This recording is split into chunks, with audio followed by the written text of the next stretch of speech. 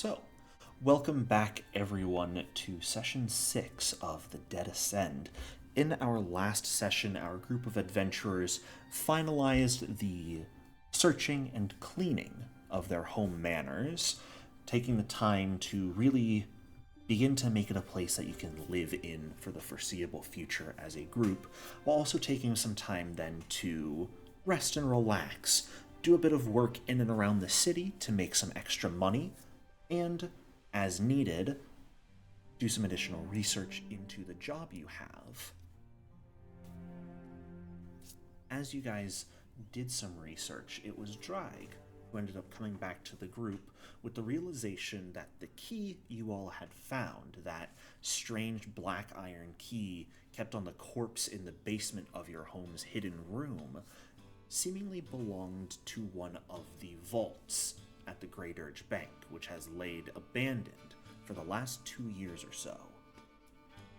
Making sure that realistically you wouldn't be in any legal trouble if you attempted to go loot the vault for yourselves, you decided that at the end of this week and a half, 2 weeks or so, that heading over to the bank, taking a look around and seeing if you couldn't bypass whatever guards have been left behind and claim whatever treasures lie in the vaults for yourselves wouldn't be a bad idea.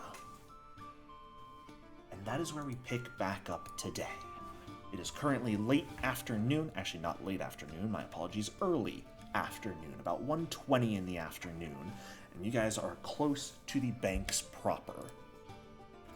Walking around out front are the phalanxes of finger bones from the door and out into the street itself, as well as in front of the bank's pillars standing outside.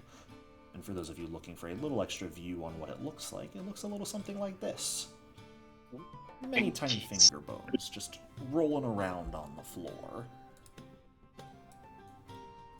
They got places to go. They gotta follow their rainbow. Places to do, or places to go, things to do. And by that, it's just walk in a straight line for years on end. So, what would you all like to do? What else do fingers do? Many things. Get eaten by you, for example.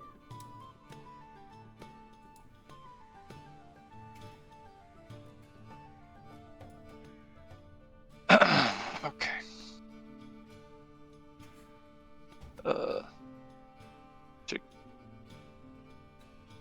Trig appear? Yes? Ah.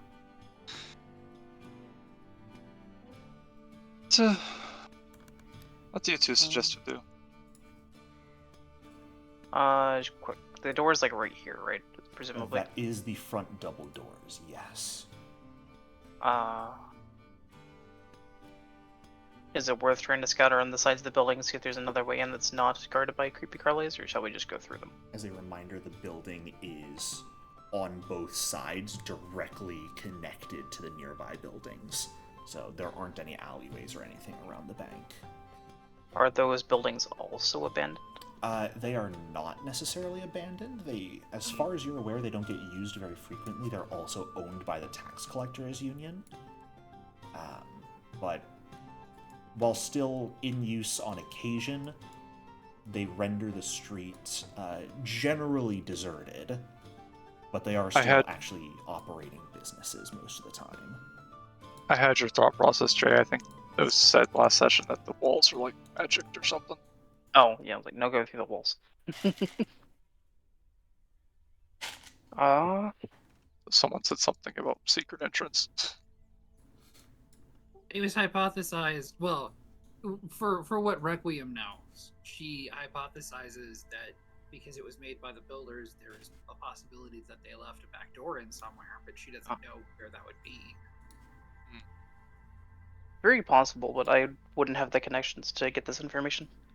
You're the one with the relevant knowledge, right? Wait, hold on. No, I'm with the other.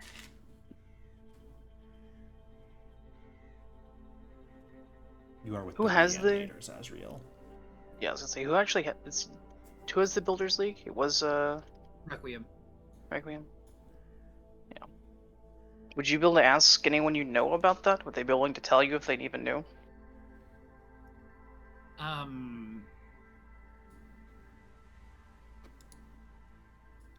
It is possible, but it would take time. A fair bit of time, on the scale of weeks. Well, we're not really pressed for time at all.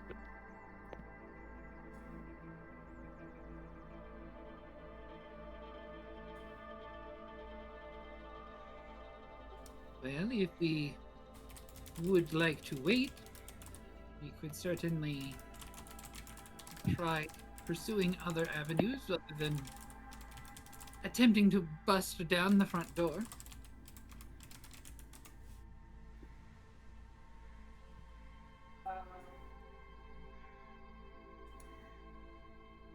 Drake, what do you think?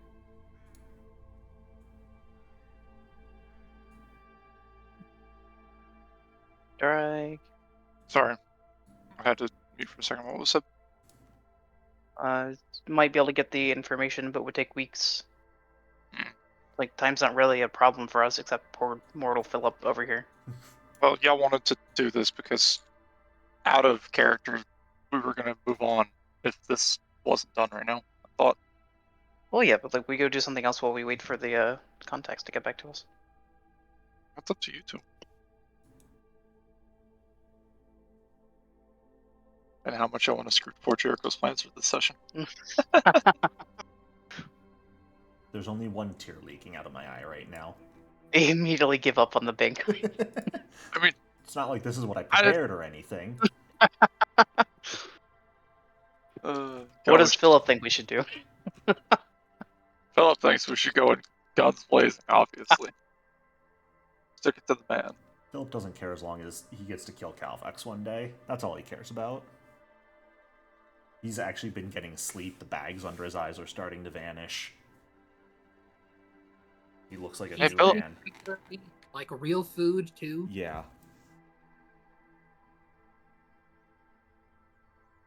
Nudge Philip, just you want to sleep with one eye open for the next month? Points at the door.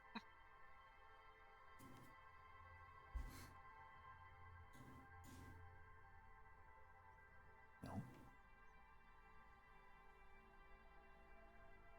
You guys can attempt the door. You can also do what you would like.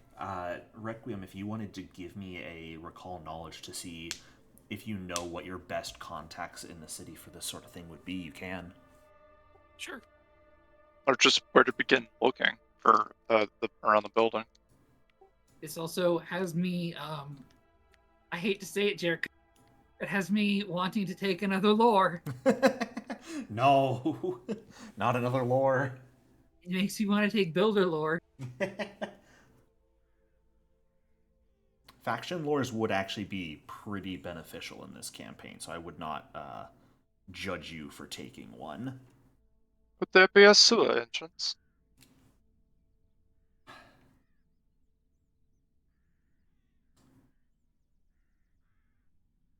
Off the top of your head, Requiem, you're actually not certain at this moment in time who your best contact in town would be. Which means I would have to go through outside of town channels, which makes it take longer.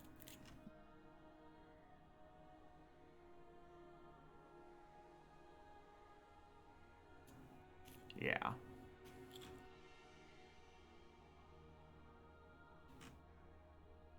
do you guys think?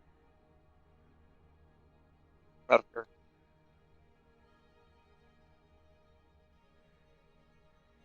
I don't really know how to approach this one.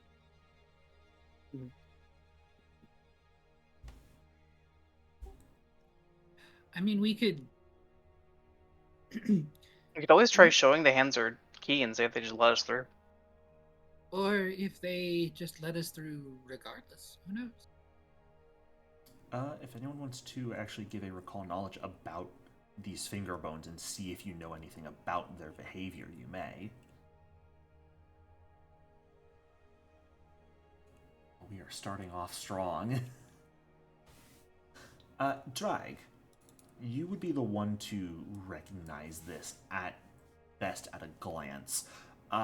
These sorts of creatures are more mindless constructs than anything else, but as long as you can stay out of their actual movement path, like if you are fast enough to not obstruct them at all in their movement, they will not react to your presence. But creatures and traps like this, sort of, when they are obstructed, they become extremely violent towards anything around them. I mean, if we want to try the door, we'd have to just stay out of their way. They shouldn't mind as long as we don't get in front of them.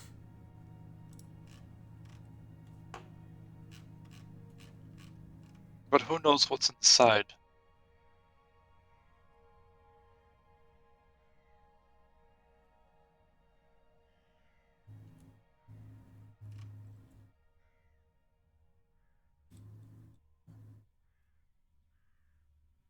And I do believe you are the fastest of us all, Requiem, if we were to go that route.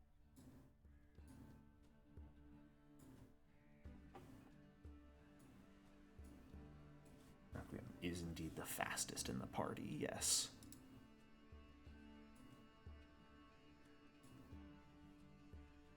Who is me? Yep. Yes. And that's not wrong. Did you hear what I said? I heard something about me. I didn't hear what you were suggesting. I was saying that they shouldn't bother us as long as we don't block their path. You gotta be quick.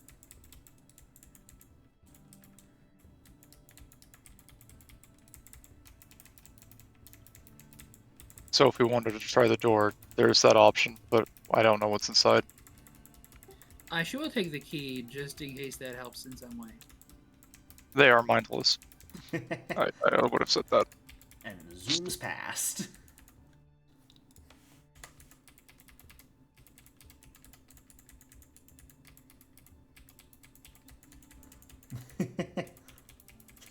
You guys really gonna make me do this?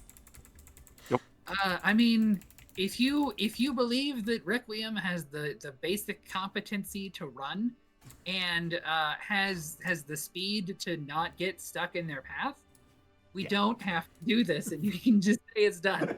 We can just say it's done. I'm just gonna watch. Realistically, any of you guys could probably outrun them without much issue. They seem to cap out at about a 20-foot move speed. So you guys would not have much of an issue sort of getting around them. Requiem, when you get to the front door, you can see what appears to be a large padlock holding it shut. How large is a large padlock? Pretty large. Is it gun large? Stares at Philip. Well, give me either a perception or crafting check, since you are the closest to it at the moment, Requiem. Your choice. Man, those sure are the same thing. Which do you think is a lower DC, then? They sure do exist. Taking a look, it actually looks like the lock's already been destroyed. I'm gonna... You can see the big padlock has heavy corrosion marks on it, as if some pretty powerful acid was used on it. I'm gonna telekinetic hand out and Sure. just try to block off. It does not matter if the hand cannot hold on to it. If it drops to the ground, that's fine. But if I can lift it, I would move it over to Requiem. The lock is in your hands, yeah. You are now holding this iron lock and taking a look at it. It does now, especially that it's in your hands, definitely look like acid damage has been dealt to it. And based on how good your roll was, it looks like this damage probably happened in the last few weeks or so.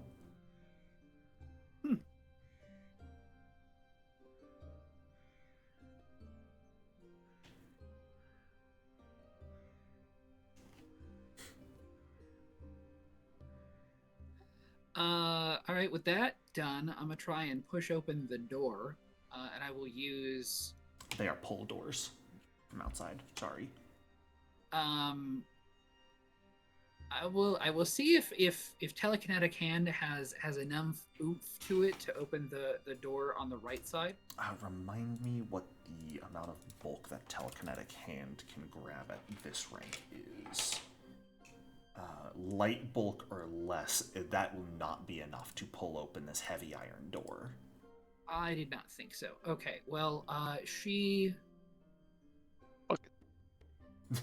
Yeah, you guys she, could all get decently Jacob's close not at here. this point. Yeah, I just don't know if the hand goes all the way to the door or just in front of the door. Like, are we The gonna doors, the hands do come up to the door. Okay, so we have to jump forward and then attempt to pull the door open, and then jump back to not get steamrolled by hand. Yes. You guys could, if you're prepared, I'd say it wouldn't really require any roll to wait until it starts moving away and then quickly throw open the door and get everyone inside and shut it behind you. Okay, we will do that unless anyone has any objections.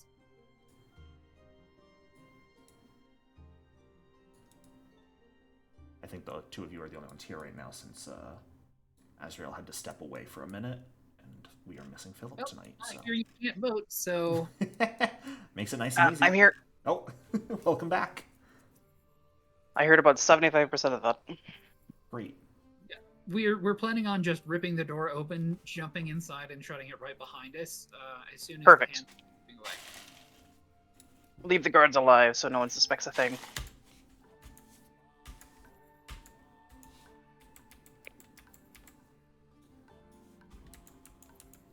Do I need to see to make telekinetic hand work?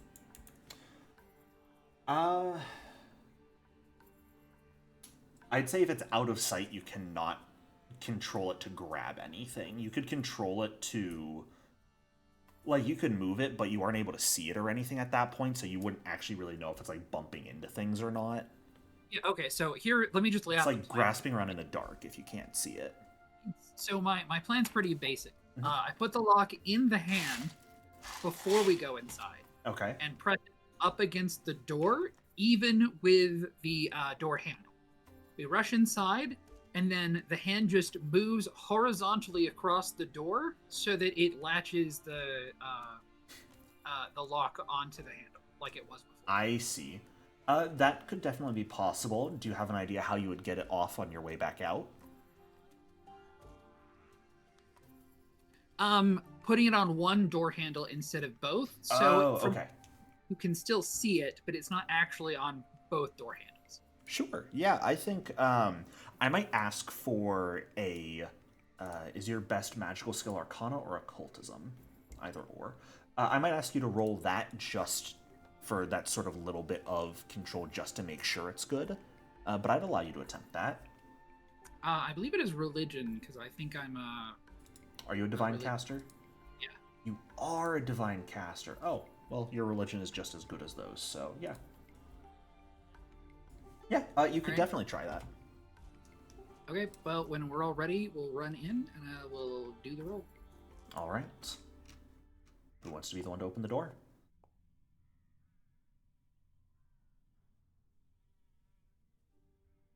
Fuck it. Open the door, throw yourselves in. I don't see no volunteers. Philip runs in. Where's the stupid thing so I can put my Hands thing are on? coming back. There we go. I'm not encumbered. This is good. We should have been arrested, right? Yes. You Why should am be I full. down? Why am I down spell slots? Ooh, this is pretty. Ah, yes, I put Zuka down. Yes. Are you heading in, Drag, or are you gonna let the fingers run into you? Sorry, I was fixing spell slots being broken. Close the door. And as soon as the door shuts, Requiem, you Ooh, dark. put the gate on it as best as you can, or put the lock back on it as best as you can, and you think you've got it on without much issue. Why do I have this twice? I do not know. It's interesting that I've rolled a total above 20 every time I've seen my rolls, but not every time you've been the only one to see the rolls, Jericho. Strange, isn't it? Whoever would have thought that you would have rolled a 3 and a 5 on your blind recall knowledge rolls. But as Like- you guys... Oh, sorry, go ahead. I said likely numbers. I'll take screenshots if you want. No, I'm giving you shit. I'm that confident. As the door shuts behind you and is locked, Azrael lights up the violet crystal inside their chest so you all can see the interior of what appears to be a lobby. The floor is made of white and black marble, shaped to proudly display the national symbol of Geb, the silver glyph of the Wizard King that you are currently standing on, some of you. Low stone benches line a pair of alcoves to the east and west. The northern wall appears to be a teller's desk, with a pair of thick panes of clouded glass in front of them. Right next to Azrael and Requiem right now is a statue resembling a woman wearing a tattered cloak. One of its hands reaching out, the other sort of clutching a sack.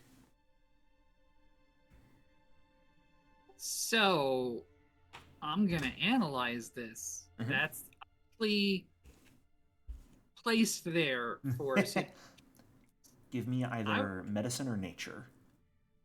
Okay.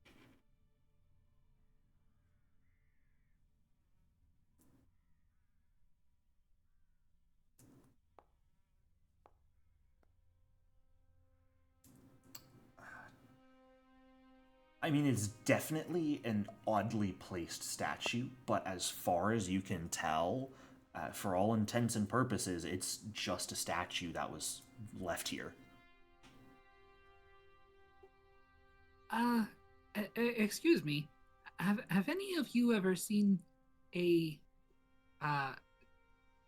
petrified individual before, or know better how to recognize it? This seems very odd, but I cannot tell anything particular about it. Actually, could I have rolled crafting to go from the perspective of like a crafter's eye? No. And Was this sculpted or? Like, I would allow that at a higher DC. What is your crafting modifier? my crafting is +6, so that would have Okay, been. so it would have been 15 then. Unfortunately, that would not change the result. As far as you can tell, it's a sculpted statue of a person, just kind of awkwardly left here.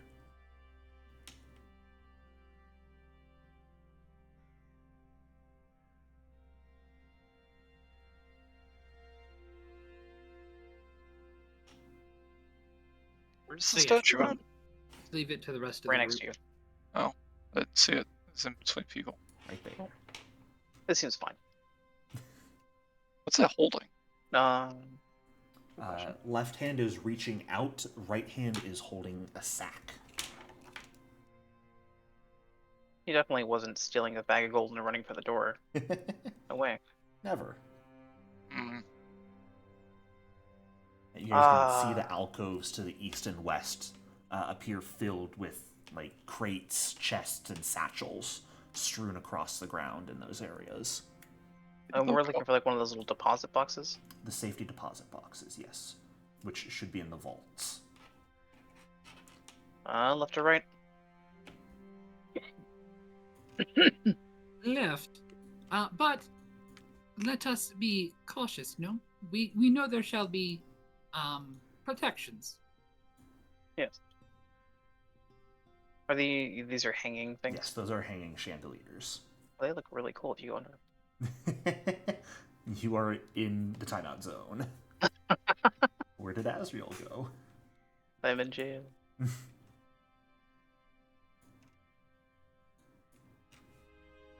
Well, who wants to open the door?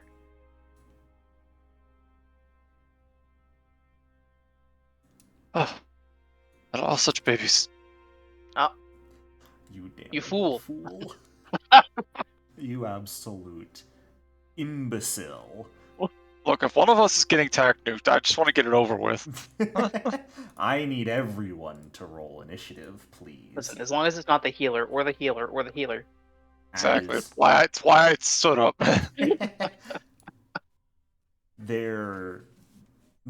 all of you see a flash of magic in the space around Drag. As she steps forward in front of the door, a sort of whirling cloud begins to form and a magical array begins to spin on the door right in front of you. Give me one moment. Just to grab the thing I'm looking for. That's what I want. Drop you an initiative. Roll initiative for you. Place you where I would like. Alright. Azriel, you are the first to react seeing this. Let me look up the reposition action real quick.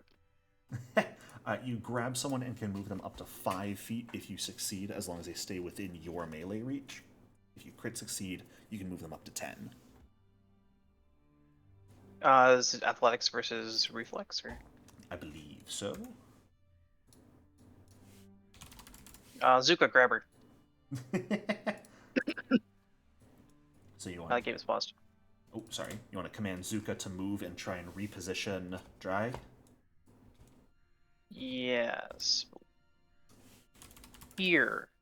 Here looks like a good spot. All right. Trying to go up. Drag, you as may far as- choose to fail this if you would like. Or I guess, Sure. Sorry, Zuka has to make the roll here. It is not you making a roll. So Zuka must make an athletics versus your fortitude DC. Target. Yep. And you should be able to use the basic action macros for this. Oh, is there There is a reposition in there. Oh, that's so nice. There it is. Zuga the hero! That is a success. Where would you like Drag to move to? Up. North. Drag, you get moved up 5 feet.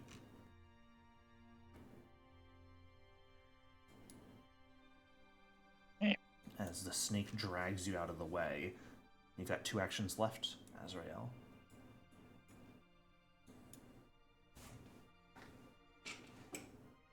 Got my physical dice.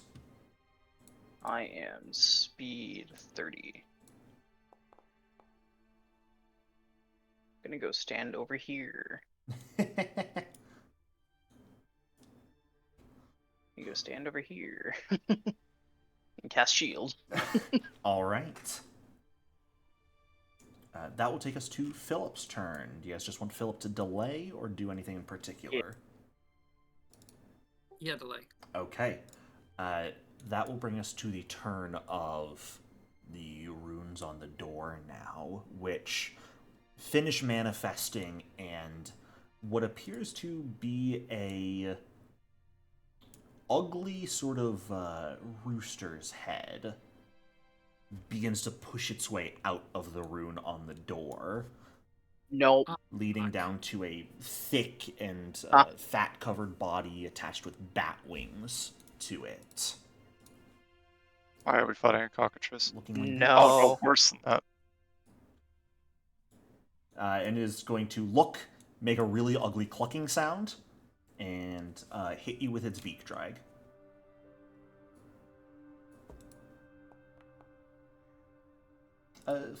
Sorry, I am set to blind rolls. My apologies. I rolled very low, though. 3 points of damage to you Ow. with an 18 to hit.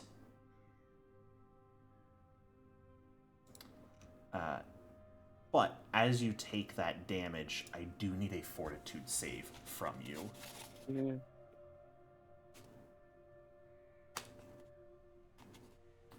As the space between your bones begins to solidify. That is a failure. It is up to you if you would like to hero point that or not. Why not?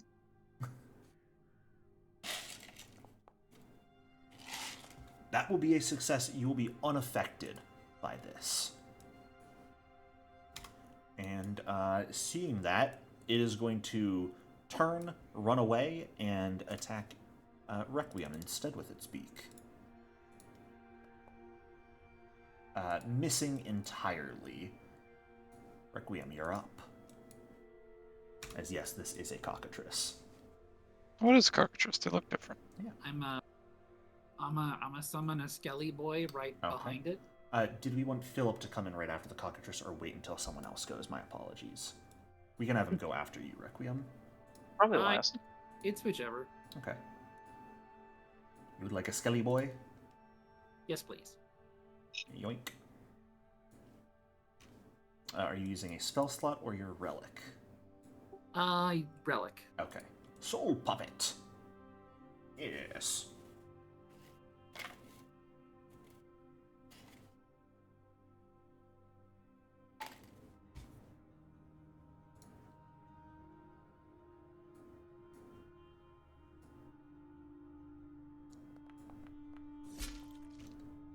That will hit because you are flanking.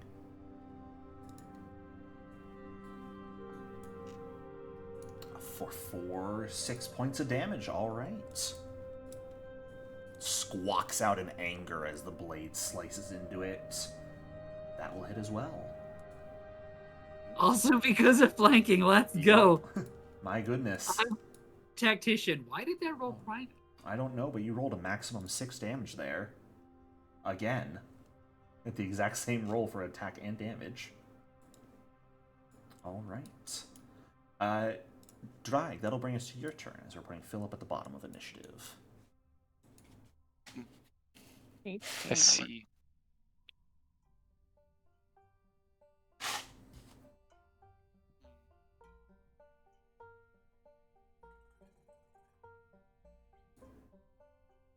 Dippy. Lance. I like this song. Oh, as I was turning it off. No. Some suspension. I was turning it up and I saw it disappear. That will just barely miss because you are not flanking Drag. Also, you cannot share that space with Zuka. I didn't see Zuka here. Yeah, Zuka's hiding. Zuka dragged you. But unfortunately... If the game master can't see my token, the enemies can't see my token. I know exactly where your token is. Alright, that will bring us to Philip's turn. I think he's going to use one action to stride over here. After energy bulleting, I suppose. Energy shots. Nice. We'll go fire damage on that. And Philip uses gun, I suppose. It's super effective. Philip hits with gun, just barely. 5 points of damage. And will use his last action, conjuring a reload. Alright, Azrael, you know what you're up against now. It's your turn. Should I cut off the lights? I can't see if you do that. Can Philip see if I do that? Yes, Philip will be able to see. But I think that's it. Requiem will be able to see. Do we know if this thing can see in the dark? We don't? I have no idea. You can make That's a a recall dangerous. knowledge roll as an action if you'd like. That's really expensive. It's also really. I don't have a good way to turn it back on. You do not.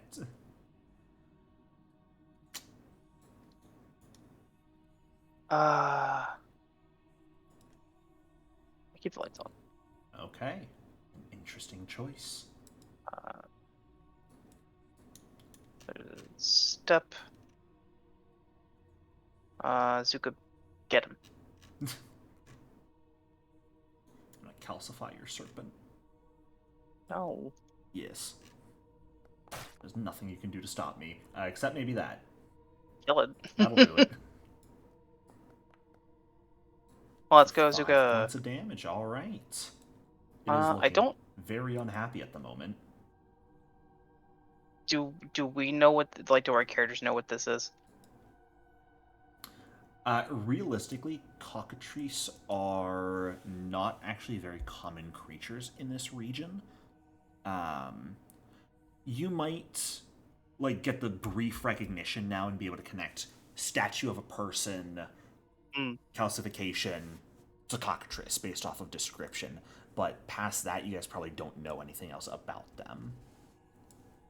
Aside Alright. from their beaks can turn you to stone.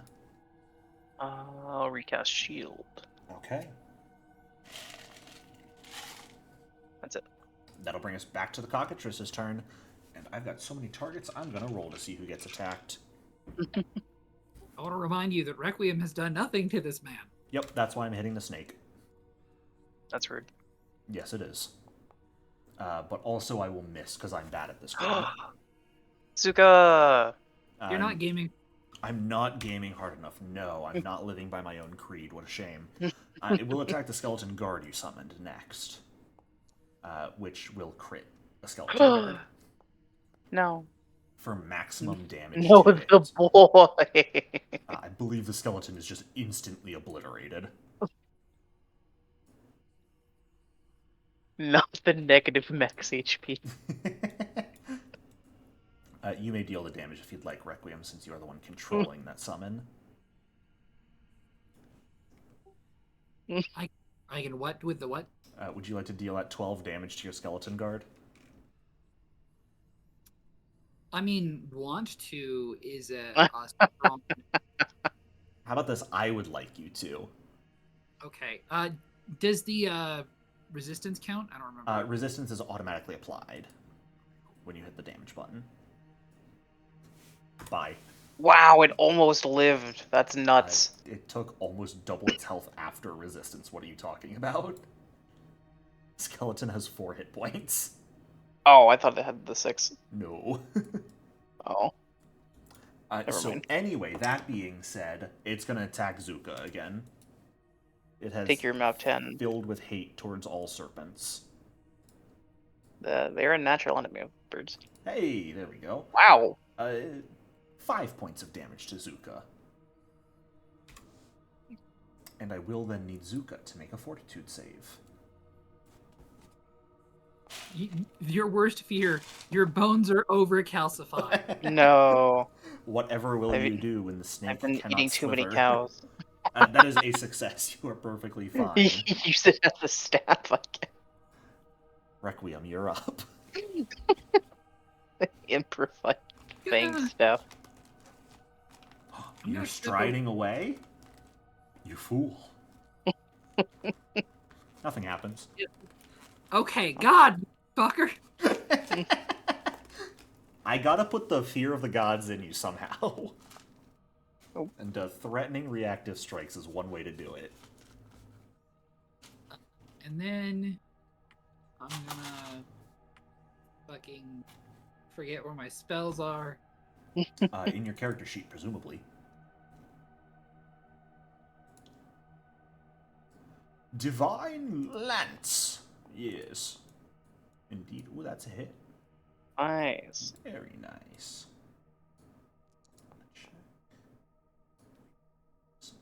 5 points of spirit damage. This is when I reveal that cockatrices have no soul. I'd believe you. Me I'd believe too. But no, they do. Unfortunately. So that will impact and deal damage, and that'll bring us up to you, Drag. Oops. We don't like this thing. Are you sure? Die.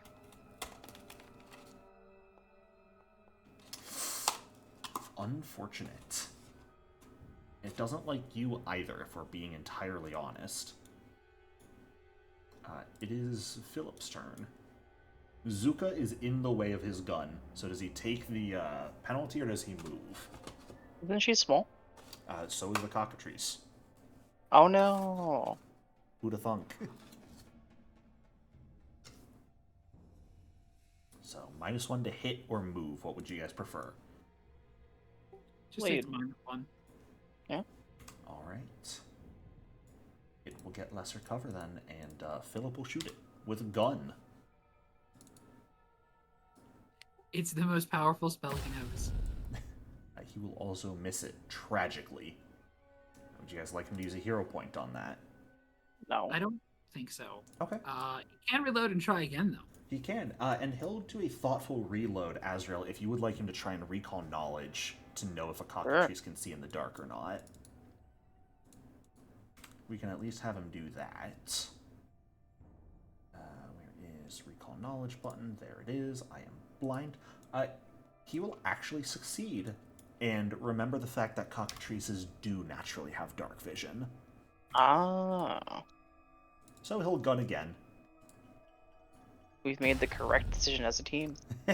And tragically missed this time. It happens every time you play a PC. I know.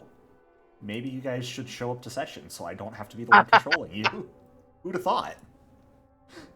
Azrael, you're up. Command Bite Divine Lance. Okay.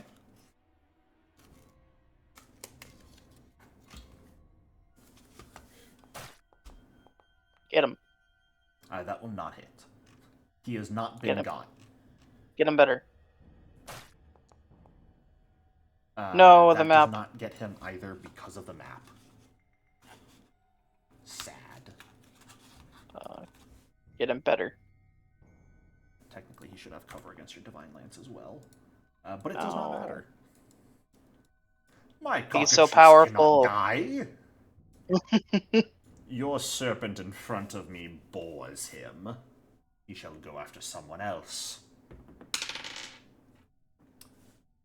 Drag, you have been chosen to die.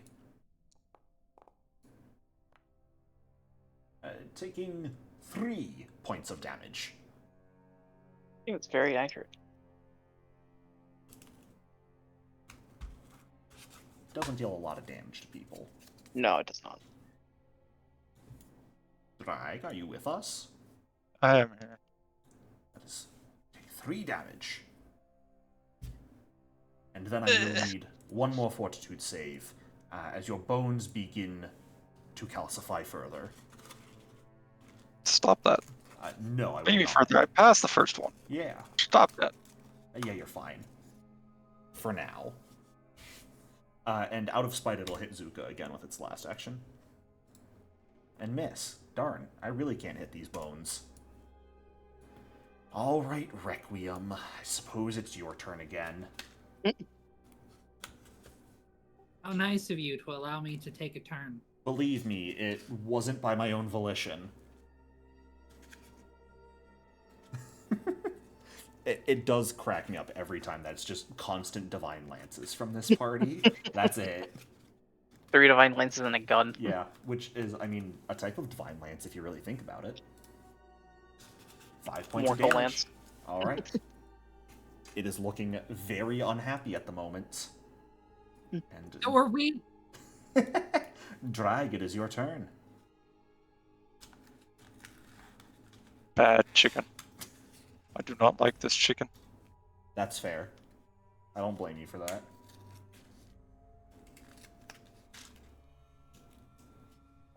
This just works myself. Yeah? I forgot about this spell. I did.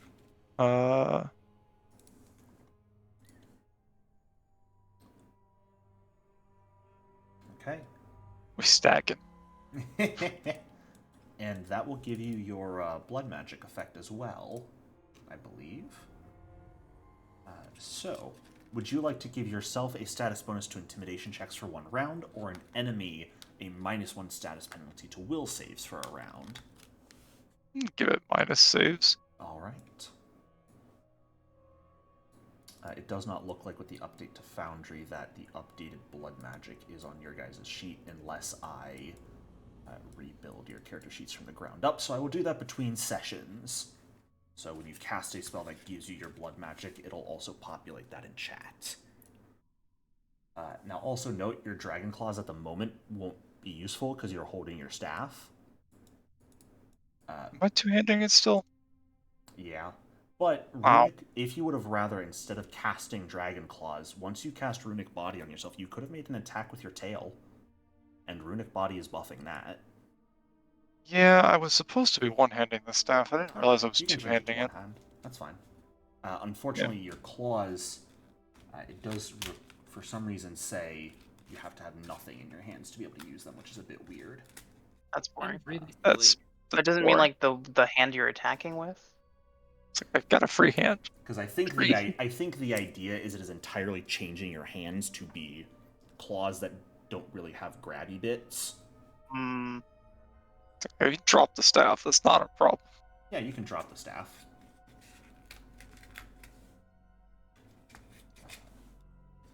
And there you go. That'll let you hit with your claws.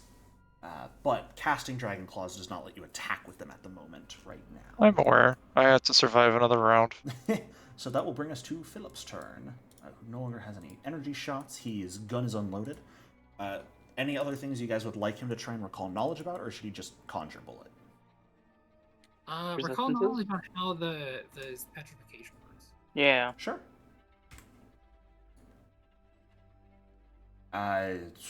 He's got no clue. Unfortunately, Philip has like heard about these things, but not actually seen them before. Him thinking it has dark vision is more just assuming that everyone has dark vision than anything else. A question though. Mhm. When Drake started their turn, did they lose the slowed after they gained their 2 actions? Drag has never failed the save yet. So Drag who- had all of her actions. No one has actually yet failed a save against the calcification. Oh, okay. I thought we had 1 failure. Drag failed it initially, but Hero pointed that into a success. Mm. And then succeeded the second time it happened. I don't like chicken. So Philip will, second action, believe it or not, gun, except he is out of ammo in his character sheet. So, give me Conjure half a bullet. moment. Yeah, that's not how that works. I wish it did. No. Conjure bullet doesn't actually create a It bullet doesn't. in his inventory. Oh. So let me just rapidly give him like 40 rounds at the moment, because we don't actually have to worry about him running out of bullets. In a major city, well, not a major city, but in a city, he can just buy bullets? Not really. There is some importation of firearms and bullets going on from Alkenstar, but, like, Requiem, you'd be the only one sort of aware about it, because it is to the... Only, like, the super rich are interested in buying them on occasion. They're coming out of Paged. And they're decent quality. You're not really sure how Philip got his. Oh, right. I mean, mechanically, doesn't he have like can't he craft bullets and doesn't he get free bullets every day? He does, yeah. Okay. He just makes bullets from his own blood.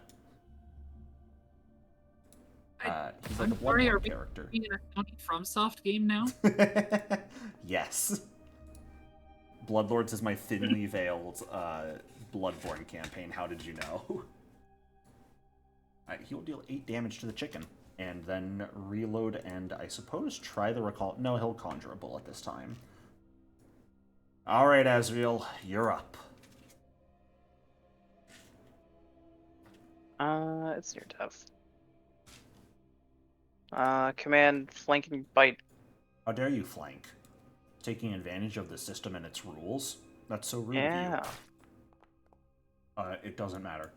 I only get a hero point. Hey, you got a hero point. Unless you want him to re-roll that. Nope. Fair.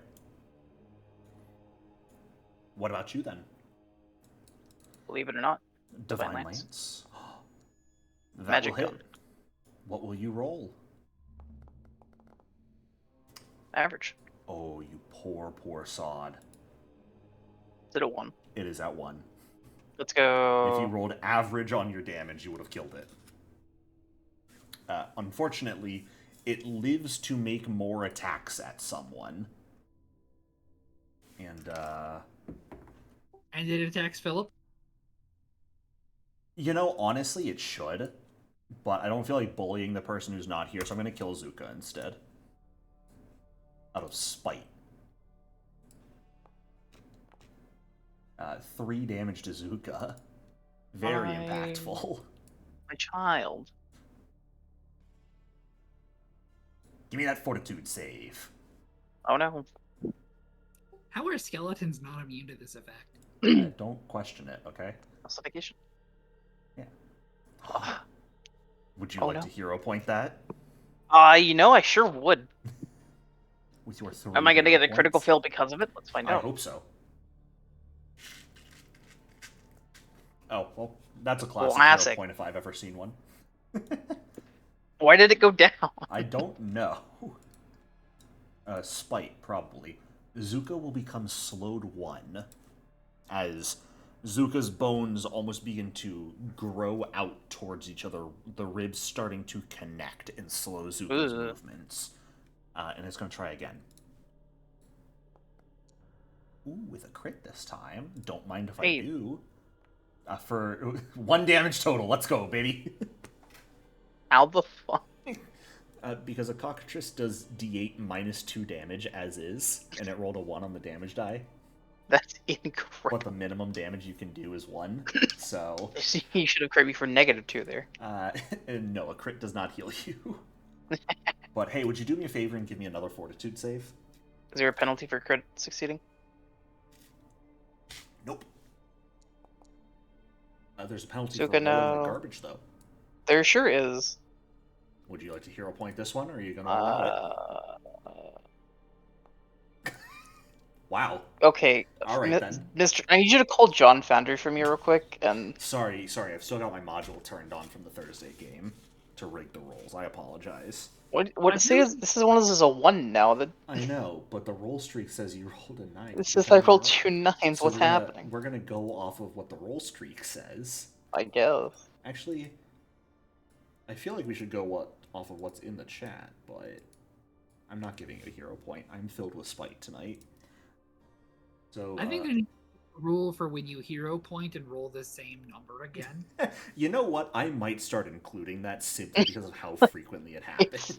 So often, it's If you accept the incredible. roll as a 1, or if you hero point and roll the exact same number, you get a pity hero point back. Zuka will become slowed 2, and is almost fully calcified at this point. So let's go for the 3rd strike, shall we? I miss, unfortunately. Zuka is safe for now. Requiem, you're up.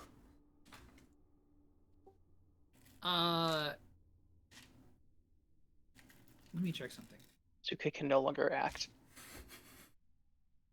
Maximum of 2 action. So, a question. If I cast Electric Arc, do I have to have it hit 2 targets? I believe there's 1 or 2 targets. Okay, perfect. Yeah, 1 or 2. So you can choose up to 2. I'm choosing 1 target. Are you sure? You can choose 2. I'm good. This is your chance to take out any frustration you've got against, like, Drag.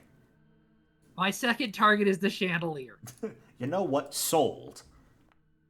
And how about a nat 20?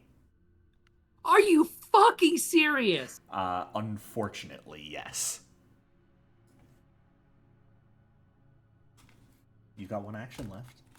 The whole reason I cast Electric Arc was because even if he succeeded on the save, I know. Still... If it makes you feel any better, he didn't just need a 20 to crit succeed. I know. He had, like, what was it, a 17 or higher or something? Maybe. All right. Well, you know what? At the very least, this means Drag doesn't waste their runic body. Drag, you're up. I had my focus spell. Hey, little man. Well, Die! How about no? Die. Damn it. That hits because you're flanking with Zuka, and I didn't fully petrify Zuka. It's all falling Stop apart. killing the snake. No! I want your head. Oh my god. How would you like to do this against this cockatrice? I feel like this is warranted. Grabs by throat, puts other hand over face, rips head off. easily done so, and as you do, the creature, blood does not spurt out. Instead, the creature dissolves back into magical essence. And the encounter is ended. Oh, it's poor, man. It's dissolving into magic drinks. Give me your energy. Staring at Zuka to heal him. Kicking this door in. Heal my Oh, child. my effects! I wanted it engaged. You'll still have it for now, but... How long is she slowed for? Who knows? Wear your stone snake scarf. She's being re-equipped. Just around your neck. I am now a skeleton carrying 2 skeletons. This is fine. Is Zuka like a scarf right now? Yes. Nice. You got a nice stone scarf. I have both of my skeletons in my inventory as a bulk. Alright, you are free to kick that door open if you would like. If it summons another bird, we're leaving. It does not seem like whatever this effect that has summoned one is active still at the moment. Congratulations, you found a hallway. I hope you're proud of My yourself. favorite. And I forgot, Drag cannot see. Should have given you the crystal.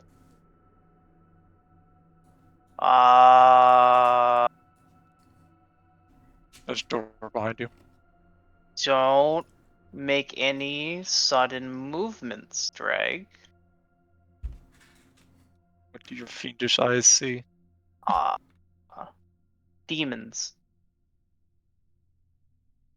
I would like to make a recall knowledge check on what the fuck that is. Considering you can barely see it, you can see what looks to be like the edge of a shirt, realistically. I'm fairly certain, zooming in on the token, that's just Nemesis. What are you talking about? What's the tankiest minion I have? But for some reason, he doesn't have a hat. Well, that'd be Mr. X gets the hat. Look, Nemesis can have a hat if he wants to. You know what? That's fair. I'm gonna pop down the zombie shambler right here for 3 actions. Okay.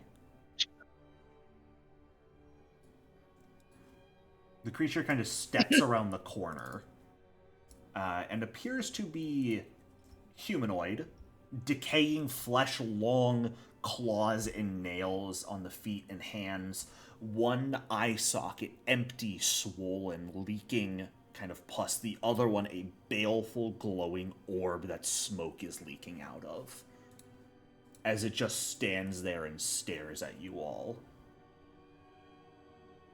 And we're here to make a withdrawal from our deposit box. Could you show us where they are? Are you just talking to it? Yes. Oh, no. Requiem will support him with a, yes, see, we have our key here. And she just waves it around. What language are you speaking in? I'm just gonna flat. Necril? Or I guess, where's my name? Yeah, Necril. Necrol? Okay.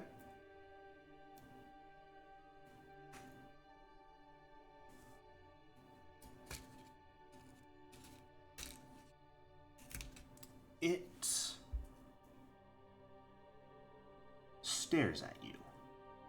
And you see when it sees the key, its eye widens a little bit. It's one visible eye.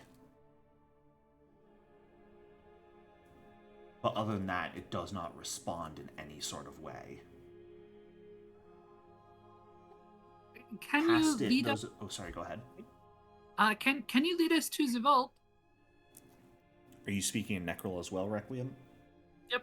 Okay. It does not respond. Oh, you wanna try the door? You can see what looks to be a slab of iron set into the ground behind the creature, though. Interesting. But I don't it's see just anything like standing there watching you. Can I make out if there's any chains connecting the creature to the table Perception for check. the slab? Okay. I call the zombie shambler saying stars. Stop. Stars. I can't make the actual guy say it. Oh. So. Azrael, as far as you can tell, it does not have any chains or cuffs or anything attached to it. Okay. Well, It's not gonna bother us. Do you wanna start checking doors? I'm actually gonna Requiem is going to slowly approach. Okay.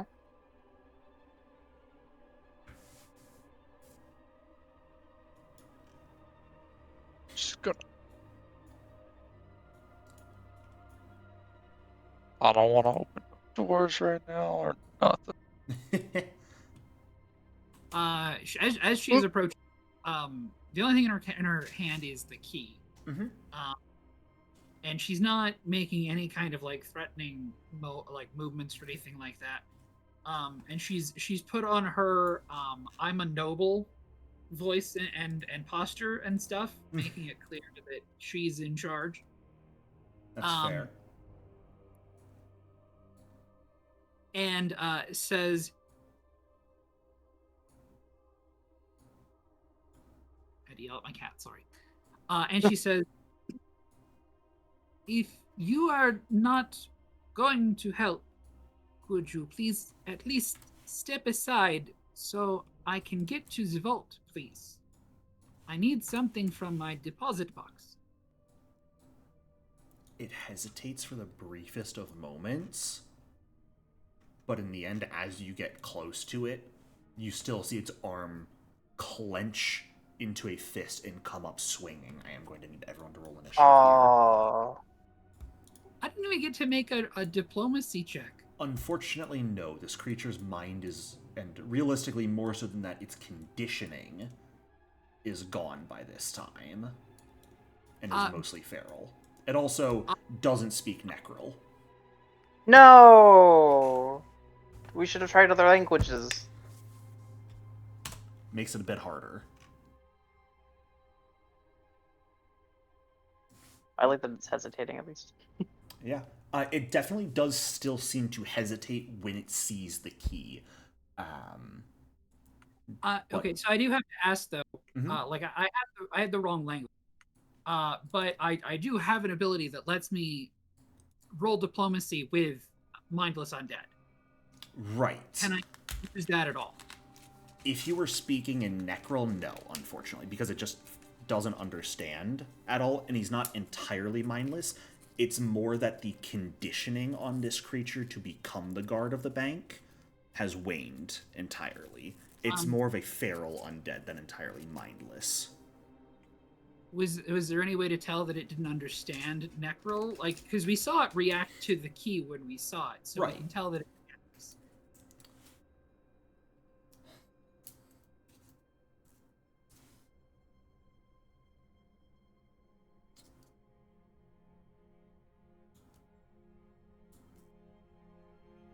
So I don't know if we might have been able to notice that it just didn't understand the language or not. I mean, if not, like, okay, sure, that's fine, but give me half a moment to think here. I want to go over my notes on him one more time just to see. Mm-hmm.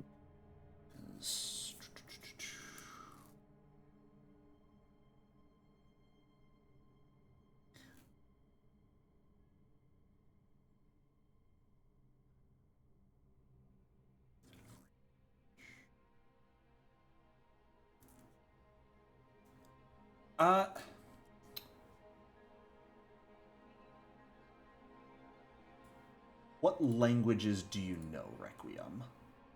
Common, Elven, Necrol, Requiem, and Shadow Tongue. Okay. Instead of it immediately reacting and attacking you as you approach, it does begin to babble, but not in a language you understand.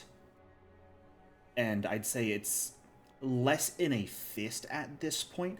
It more looks like it's moving to shove you away than anything else. Could I take a step back then? Sure.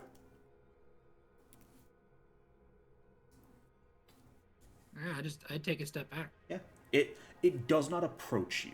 It seems that this creature is pretty... I mean, if you want to give a recall knowledge about this creature, you may.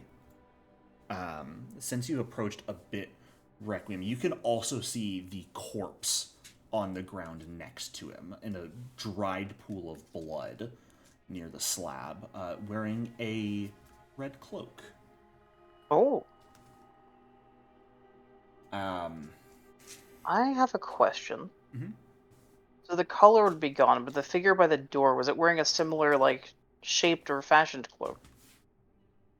The ones we've seen. Yes. Fascinating. In fact, you would have been able to see the stitched pattern on the back of it in the stone of a hand with 3 fingers. Ooh, I have a great idea what we can do with that.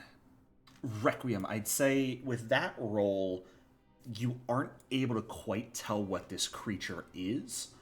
I will say you are able to recognize that the language it is started babbling in is Chthonian. Do any of you speak Chthonian? No. I have a proposition. Are you speaking to it or a party member? Party members. Okay. Is the dead man there? He has the cloak, the red cloak of the people who were at the farm. Yes. I think the statue at the front has the same cloak, no? I propose instead of continuing on, we should seize this opportunity and take that person with us to the Bloodlord. How about this one? She will likely have a way to reverse the petrification of the cockatrice. And then, well, she has a person whom she can ask questions of. Bloodlords, they are very good at asking questions.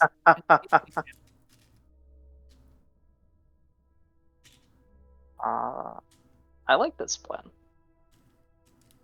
And maybe she'll be able to, deal with this guy. Like, I don't know. It's possible. Possible. Or know something that can help us.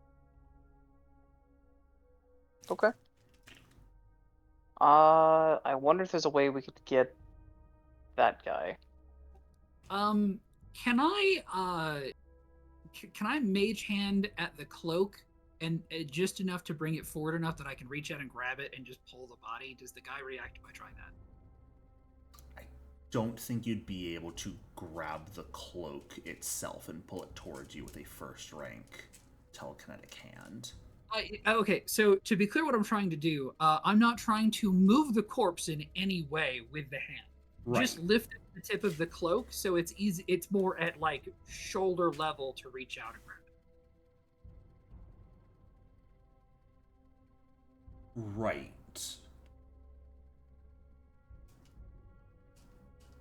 I still am not sure you can simply because there is a body lying on top of the cloak. So while you can lift the edge of it a little bit... I thought he was face down. No, he is not. My apologies. You cannot see the symbol on this guy's cloak. He is laying on top of it, cloak on the ground, and all you can see is that it is a red cloak that he is wearing. Okay. I misunderstood that. I'm like, Yeah. why is it made strong enough to lift a piece of cloth? The stitched symbol you could see on the petrified person's cloak. Since that was raised a little bit. My apologies for misdescribing that.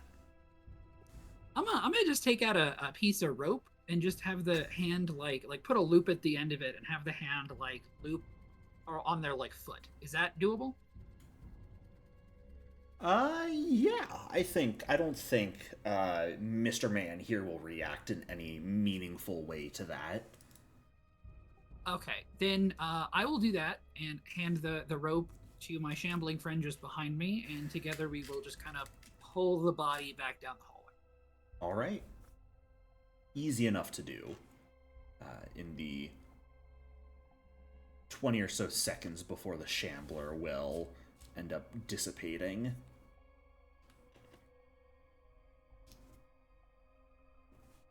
You guys can sort of drag the body back with you. All right.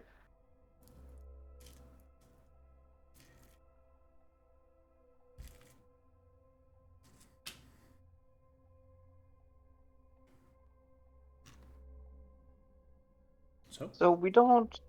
I'm sorry. I don't remember. Do we recognize this from anywhere else besides the men that we've been finding, causing mayhem? The symbol? Yeah. Is it like a family crest in the town that's recognizable? Do we? You can give me a society check again. I'm not Oh, sure if Jesus. anyone officially made one back when. I think we did actually. Can I make the check too? Yeah, absolutely. Oh, I did that. Still targeting. Oh, I didn't roll blind. Get out of here. I'm so. That would have been so bad. Yeah, you've seen it before. That's the governor's crest. Oh no.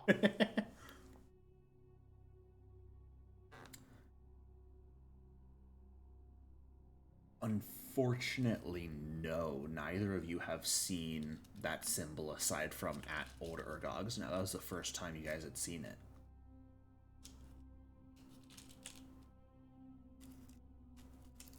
Well, we have a good lead. Yeah. I'll also like start rummaging through this guy's stuff. Yeah, absolutely. Cloak definitely has that same stitched symbol. He has multiple stab wounds that you could very easily liken to the nails of Mr. Man up there, who, by the way, still just standing there staring at you.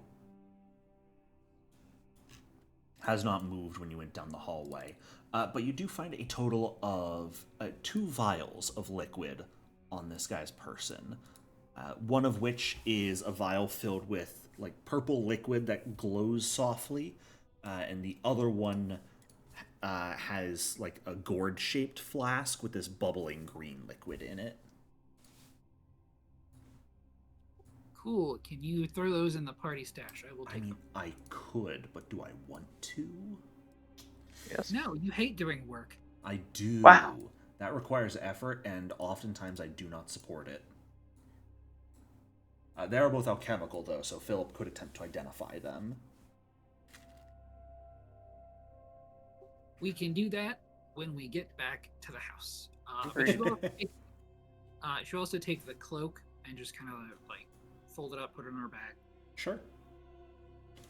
Well, the first question to solve is how do we get the statue outside of the hands, the fingers?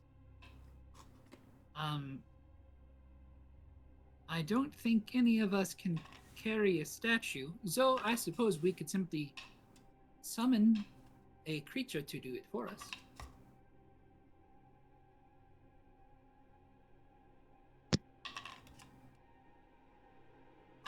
Certainly an option. What these last a minute on normal? Yes. So the by this time, the Shambler you've summoned and the spells Drag had cast would have absolutely run out. That's fine. I didn't have to murder him, so. I think the basic idea would be to like summon something really strong, and just have it pick the statue up, just move it like that way, and then over, and then like try to move down relatively quickly. I mean, that should easily last the minute of summoning time. once we get the statue past like the danger zone, I'm sure we can move it ourselves after that point. Because we're not worried about moving it quickly. We're just worried about transporting it. I mean, we can always just like flag a cart down or something, or like go like summon a cart or a coach or something like that, and carry it back that way. I mean, you gotta deal with the fingers. Right, that's the whole point of summoning something initially that's strong enough to pick the statue up and move at a reasonable pace to outpace the fingers. Zombie Hound or a Zombie Shambler? Shambler is a strength 3. Oh, any proficient in athletics. That'd be our best option. It's limited to 2 actions, but it does have a speed of 25 feet, so that's 50 feet of movement. That should be enough to, because the way we're moving things, we're literally just trying to get just out of the way of the hand. Like the fingers. So I think 50 feet should be enough just to while carrying the statue, just move it out of the way. So it's If we not. can get outside, we can like go get a cart or a wheelbarrow and come back. It's literally just to get it past the fingers just out front and be like front gate. I agree. Do you think one would be enough, or should we both make one? You know what? Why don't we both make one? I think that's a good idea. I've got to spend, I think is it 10 minutes in preparation to swap a spell slot? Do you have the ability to swap a prepared spell in the middle of the day? I think Reanimator lets me do that. If you have the spell Yes. and prepared caster and a Reanimator, you can swap any spell slot to the summon undead spell. Spending 10 minutes contemplating undeath. I will replace my Bless with a summon undead spell for 10 minutes. Sounds good. That's such a cool ability. I love stuff like that. That is fun. I get it as a free extra signature spell, which is also pretty cool. That's pretty cool. It's a free upcasting. Alright. Alright, Throw so it at what's him. the plan? 2 zombies. 2 zombie shamblers to pick up the statue. Yep. They're not carrying anything else. They are +3 strength. I'd say if they're working together, neither of them will quite reach encumbrance carrying this statue, so they absolutely could work together to get this out of here. All right. Well, once they're both summoned, have the statue, we'll be like ready at the door. Sure. We'll peek the door to make sure that the hand is in a good position, and then we'll send them out. And again, the pathing is just like over. Yep. And, Sort of. Like moving a couch. You just go turn. Go. Just quickly moving the couch. Yeah, I'd say that's easy enough to accomplish working in tandem with one another. Beautiful. So. Teamwork. Requiem will stay back until everyone's just out of the door, and then she'll put the lock on fully, so it's on both. Nice.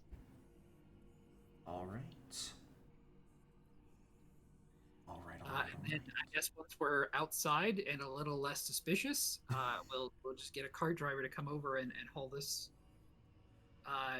to the Bloodlord's Manor. Yeah. What? Suspicious? Don't be suspicious. Yeah. What's the, I don't know, policy or I guess custom for like requesting an audience with the Bloodlord? I mean, Requiem would be very familiar. Yes. And she would also know how to get notes to the Bloodlord that are like, we need you, like, in the immediate future. It's really important. It's about you want. Yeah, that's true. We do have information. You guys are doing a job specifically for her. You can probably show up, and you might have to wait a little bit.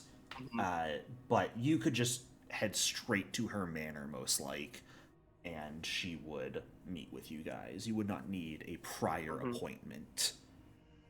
That's nice. Set up. Did you get the next available slot? Yeah, pretty much. How long that will take? Unknown. But we're immortal. We got nothing but time. Philip isn't. Eh, Yeah, he Not made yet. poor decisions. That's on him. he made poor life decisions by keeping his life. You know what? Can't blame that. All right. Are you guys taking that corpse? No, you were just taking the cloth, not the corpse, correct? Yeah, we're taking the cloth so we can show it as like further evidence of look. Yep. It's guys. Right. All right. Well, as you guys make your way towards the manor with the statue in tow, that's where we're going to go ahead and take a quick break for the night. So stand up, stretch, get some water, and All right. we will reconvene as you guys reach Miss Haldoli's manor. Damn ghosts. Welcome back from break. I did just want to quickly go over sort of the situation with that creature, just so I can share sort of why I was playing them as is. They were essentially unresponsive to just about anything, and that was why I did not ask for a diplomacy check. Even if you did speak in a language they knew, they were not a creature that was going to react. They are bound simply by the lingering order to guard the vaults by this point. And so that was why I did not have them react in any way to show that they didn't understand you either, because they simply were just standing and staring to prevent you guys from getting close, was what I was trying to showcase with them. Their recognition of the key, the way they reacted, I thought they were not a mindless undead, which maybe once upon a time they weren't a mindless undead. Right. But... They're technically not mindless, just insane as hell right now. Gotcha. I mean, being stuck in a room for however fucking long it's been would drive anyone insane. Right. And should you guys make some recall knowledge checks in the future that will be successful, you might learn a few additional things that would help you understand why as well. Their particular situation is potentially even worse. But we can get back to that bridge when you guys maybe return to the bank in the future. Maybe you won't. Who knows? But in the meantime, you guys are heading to the Haldoli estate, are you not? Yes. All right. You get there around mid-afternoon at this point, breaching close to 4 p.m., taking some time to just get the statue there as discreetly as possible. There are surprisingly few carriages that operate in Graydirge. It is mostly a city that people walk in, as opposed to taking rides anywhere. So it is a bit more of a experience in trying to subtly move a statue through the city, but at the same time, quite frankly, a group of people carrying a statue is one of the less odd things you would see in Geb walking through the streets. So subtlety isn't necessarily super required when doing weird things like that. I feel like it actually lends more credence to what normal behavior that we're taking it straight to the Doli's estate. Right. Because it can be a statue for the Bloodlord to show off somewhere that she had commissioned. You're the artist, she commissioned it, and you're bringing it there. Easy and simple. But when you guys make it to the estate, the front gates are closed, but it would not be long before Murk, the butler, would end up making his way towards the gate where you all are standing. I did not expect to see you all today. I take it you are here to meet Mistress Haldoli? Yes, we have had an interesting discovery on the work she has us doing, and she would want to be made aware right away. She is currently working with someone else. Would you mind waiting a few minutes, and I will see if she can meet with you? No, that should be fine. He will give a small bow and begin ambling his way back up the slope of the estate.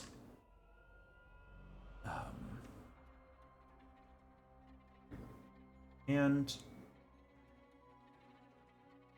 probably 20 minutes or so pass before Mirk reappears, ambling down towards you all. And when he reaches the gate, he releases the latches. Mistress Haldoli would be delighted for you to join her and her guest. Would you perhaps be interested in staying for a meal?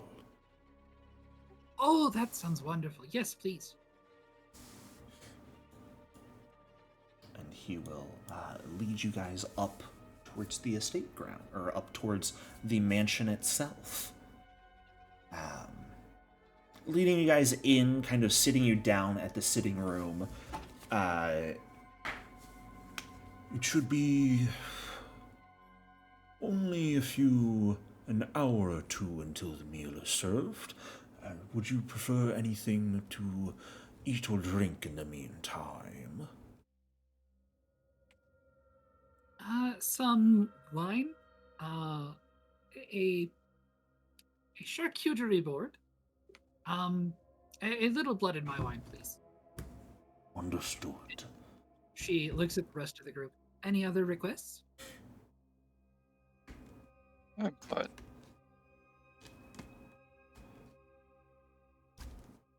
With the charcuterie board, would you like any of the breads and crackers replaced with bones?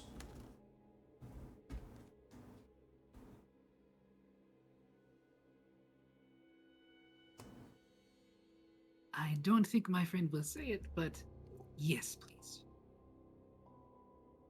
I'll just give a nod and wander off out of the room, leaving you guys alone in the sitting room for a few minutes, until eventually coming out with a decently medium spread of cheeses and fleshes, as well as small breads and bones, as well as a bottle and a few glasses for wine.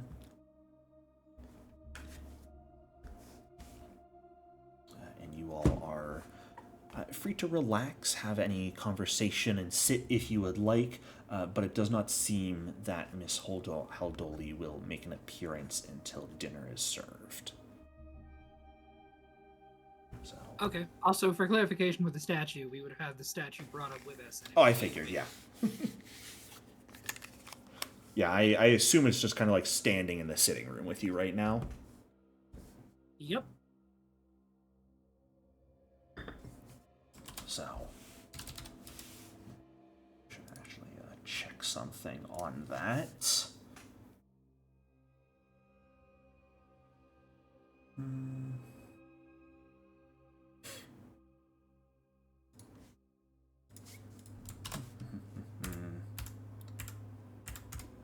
Wrong button because I'm an idiot. It happens. It's possible. Okay.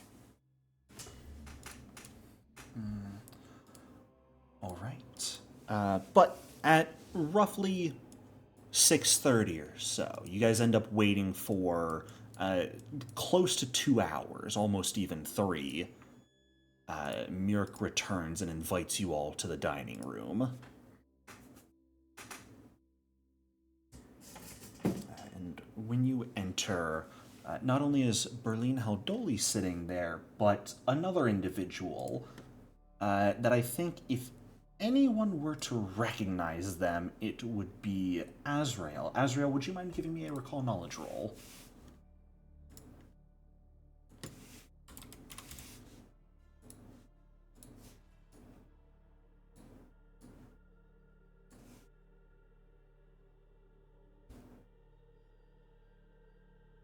I was muted. Yes, you were. You do absolutely recognize this individual.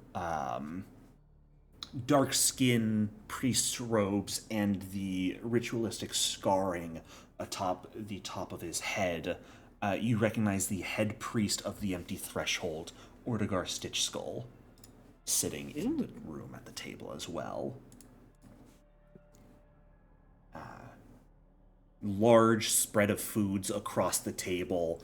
There is nothing for undead here, aside from some smaller platters of blood and bone primary based foodstuffs. It is mostly seemingly a feast for the quick. But Berlin will sort of stand up from the table as you all enter. It's good to see you all again so soon after our last meeting. I hope you bring good news for me. If we bring a present. To your humble abode. We have like one of her little zombie sermons wheeling like a dolly with a guy on it. Rick would actually have specifically asked that to be kept in another room, but she would also ask somebody kept an eye on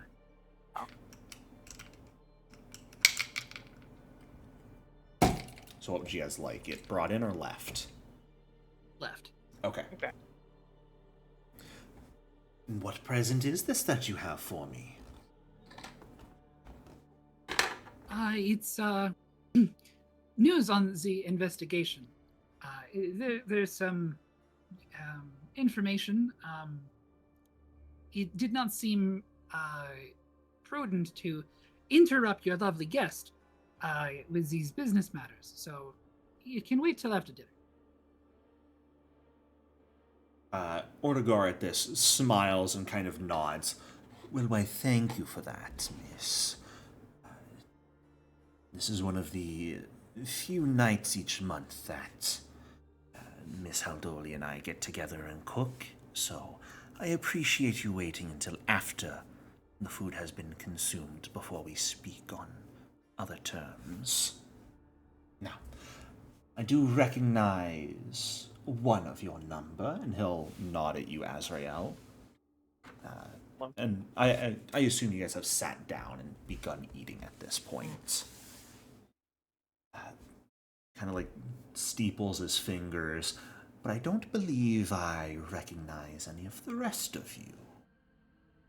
You may know me as Ortega. I am the leader of the Empty Threshold here in Graydirge.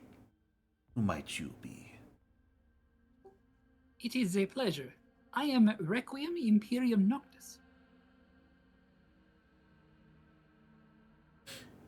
His eyes widen for the briefest of moments, but then he just kind of nods.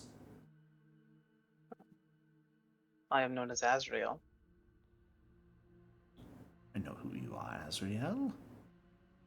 Drag. Drag. It's a pleasure to make your all acquaintance. And should you ever be looking for new experiences, I would be happy to host you at the Threshold.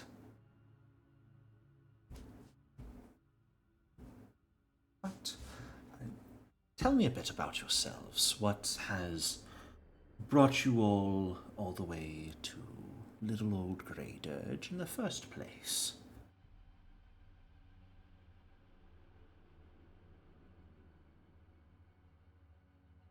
I like fixing things, and your farmers seem to keep breaking them. They do wear out themselves so fast.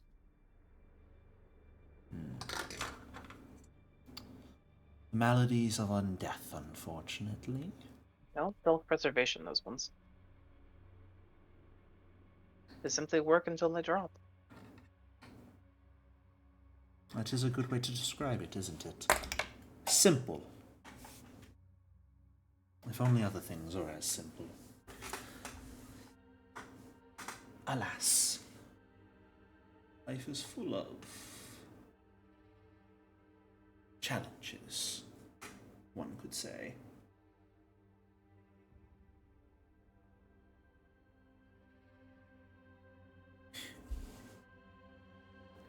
He turns his eyes to the rest of you.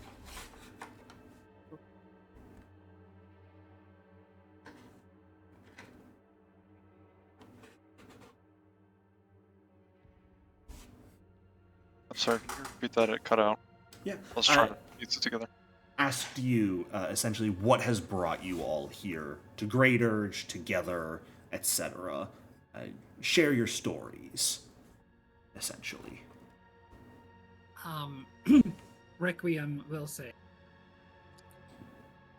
you see, grandmother, she realized I had the talent for reanimation.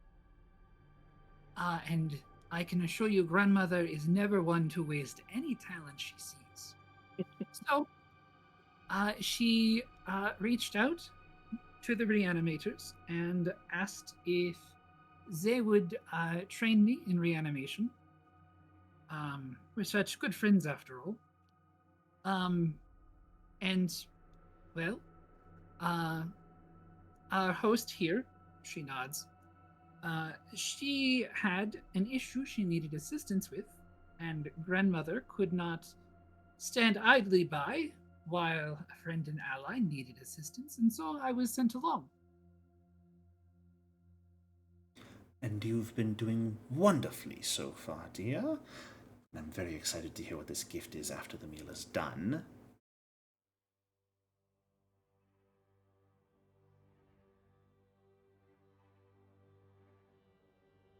Odegar will turn to look at you, Drag. Yeah, for research. Oh. What type of research are you hoping to accomplish? Trying to understand the nature of a couple things. Nothing too terribly specific at the moment. Oh, well. Depending on what sort of nature you're trying to look into, consider myself at your service if it is anything I can help with.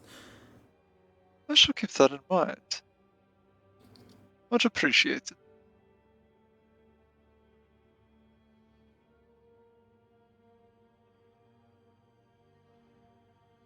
Is there anything anyone would like to talk about over the meal?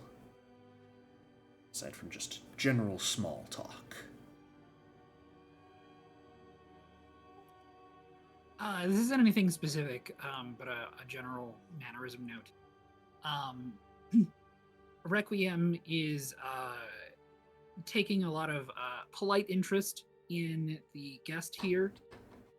She's conversing with him a lot, engaging heavily, asking about him and like his daily duties and that kind of thing, and just being polite and friendly.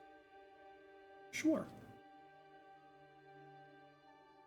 Yeah, he's pretty happy to have conversation about sort of all the small things of daily life. You can tell through conversation that he is a highly religious individual through and through. Go ahead and actually give me a perception check, Requiem.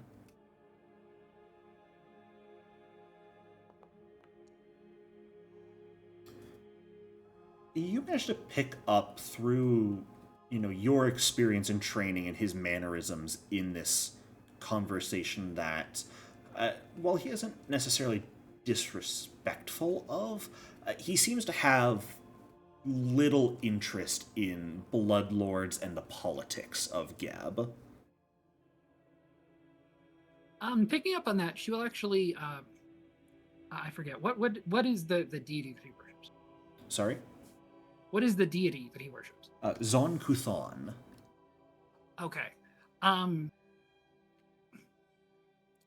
Requiem will actually talk about her religious experiences, about Zon Kuthon, and how it like relates to her experience with Ergothoa, and the nuances between them and things like that, and she'll just get into like religious conversations about it. Sure.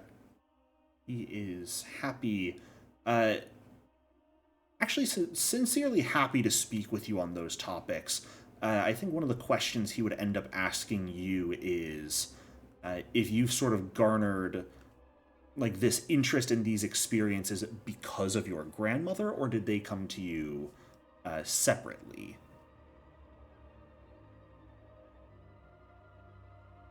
Grandmother thinks religion is a choice of individual. She has never swayed or attempted to sway any of our family one way or the other in terms of um, what god or goddess we may follow. She provided us the information, made sure that we were educated, but did nothing to influence the decisions. So my reasons for being drawn to Urgathoa are my own. Believe it or not, grandmother also insisted that we be fully versed on all the major deities, including the ones rather unpopular here in Geb. Again, not to press any agenda, but if for whatever reason one of us were to say, what is it, like Solenray or something like that? What is that goddess name? Sarenrae? Sarenray. If we were to oddly find Sarenray spoke to us, it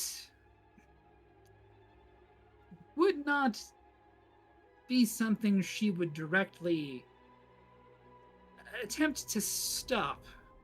It would cause complications, and certain things may need to be done, but religious freedom is something that she strongly believes in, because without it, faith isn't really faith, is it? No, it is not. And a lack of faith some might find disturbing. It is nice to hear, though, that at least some who hold a say in this country have at least a passing interest in all faiths, or at least a respect for them. Far too many care too little about what doesn't directly serve their interests, you could say.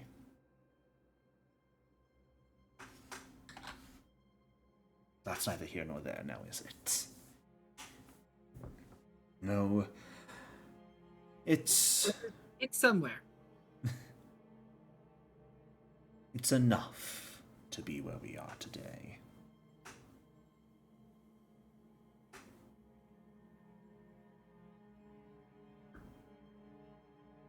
And you, Azrael, have you found what you've been looking for with your less than frequent visits?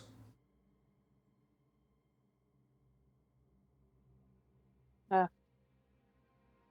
this job seems much more interesting.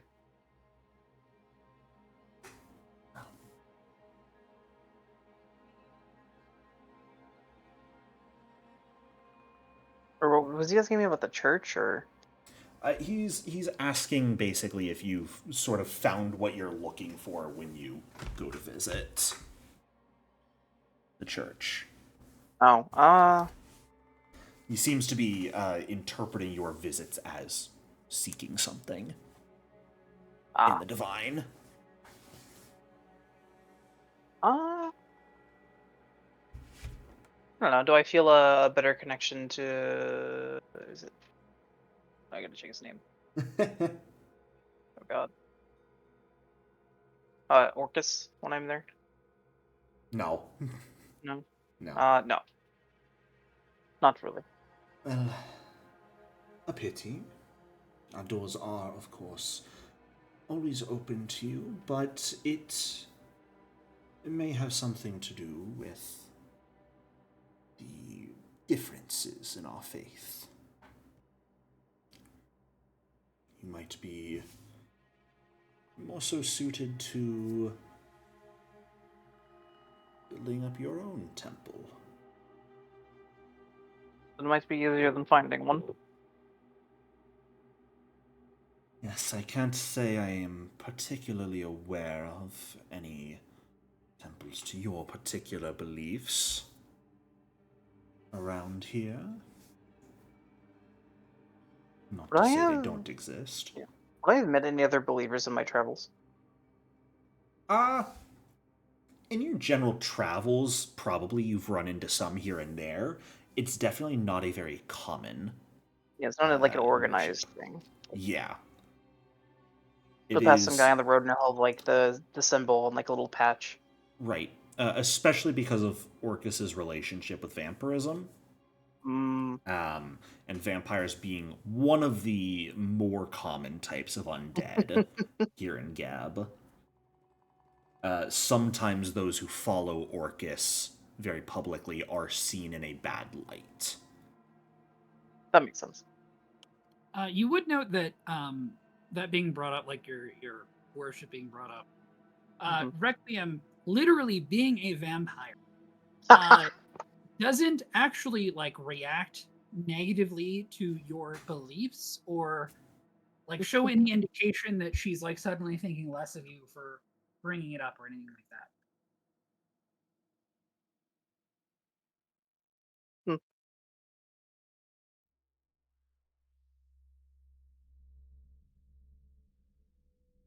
I did not let the intrusive thought win. You should. No. Do it. Rude. I'll tell you later. Fair enough.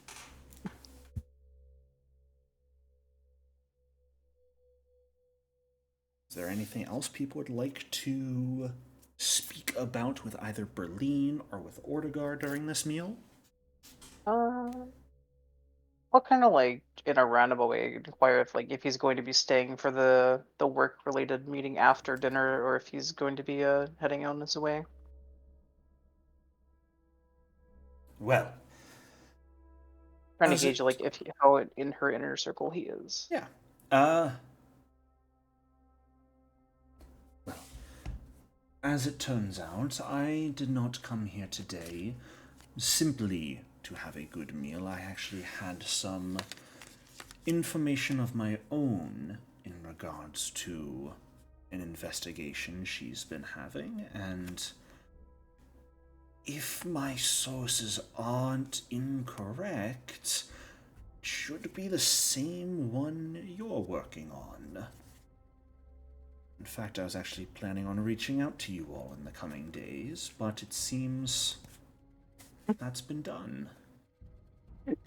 Actually, the guy that was going to show up for our next quest. Yeah. That's really funny. Yeah. Mr. Stitch Skull here was going to be the next person to have a lead on what you guys are investigating. That's awesome. And actually come to you guys. Or at least invite you to go visit him. But instead you found him a few days earlier than that. Nice. Is it time to compare notes? Dishes kind of get cleared away around this time. Indeed. Well, before we compare notes, I have been simply dying to know what this gift you've brought me is. Believe me, if it doesn't quite live up to expectations, well... We can always turn Philip. Oh, I was going to say, Drag, I'm going to need all of those fingers back. I know where to find some. Oh, no, not any new ones. I'm going to need them back. Oh, trust me. And if I have to get them, I will. If grandmother has taught me anything, it's how to give a proper gift. Come, why don't we go see it? And she will start to stand up from her chair. I was insinuating I know where to find some replacements for myself. I thought she was going to take my fingers. Yeah. No, she was going to somehow get the ones you've consumed up until now. Reach out I'm there not and sure pull you it. want to know how that works, but... Look, I've added some more, you know. You just get some extras while you're down there.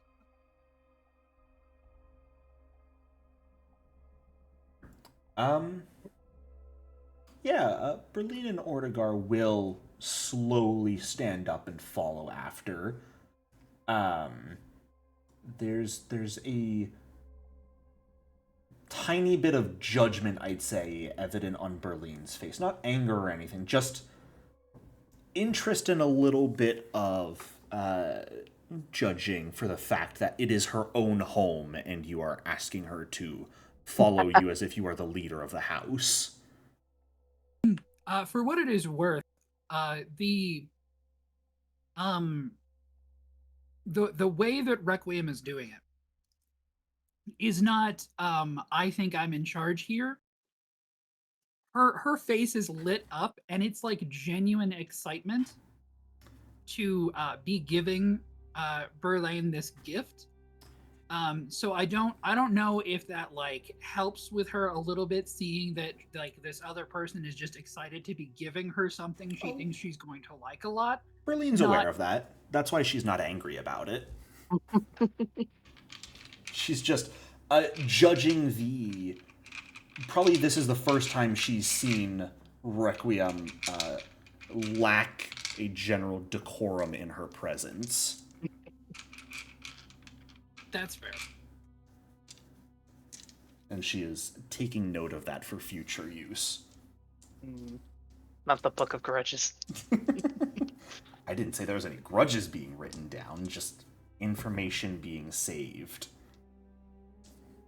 But they will follow you to the other room where I imagine you have the statue. Mm-hmm.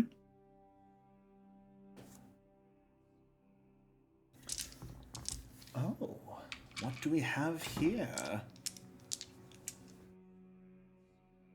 Lillian kind of like walks around and studies it. Notes the symbol on the cloak. Well, well, well. Now this is a gift I like. Good news for you, Drag. I don't need those fingers back yet. You can hold on to them for now.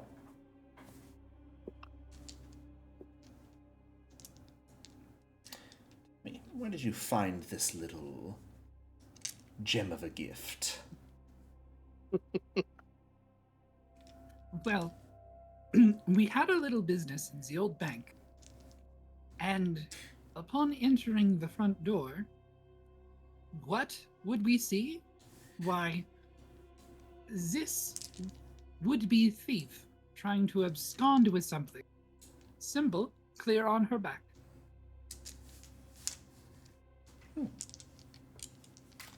And was she like this when you found her, or did you have a hand in changing her?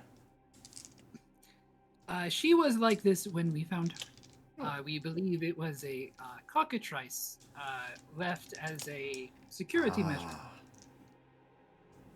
Beautiful little creatures, aren't they? Sometimes you just wake up to their sounds, and others never wake up again. That's Looks real actively holding his tongue. This unfortunate one here seems like one of those ones who's never going to wake up again. Shame. That can happen. She'll kind of point out a few, like, divots on the torso. Do you see these? These, where a cockatrice's beak would stab someone. Not very dangerous creatures on their own, not capable of inflicting great harm, but their beaks carry a special property that will gradually calcify an individual that they have pecked, and should you be unlucky enough, well, let's just say that this sort of shell she's grown is a more permanent change to her body. So there's no reversing it? Well, sufficiently strong mages, trained in various traditions, would be capable of it. Unfortunately, I myself am one who studies the arcane variety, and well, the spell I'm thinking of does not fall under those restrictions. It is more of a primal or occult magic.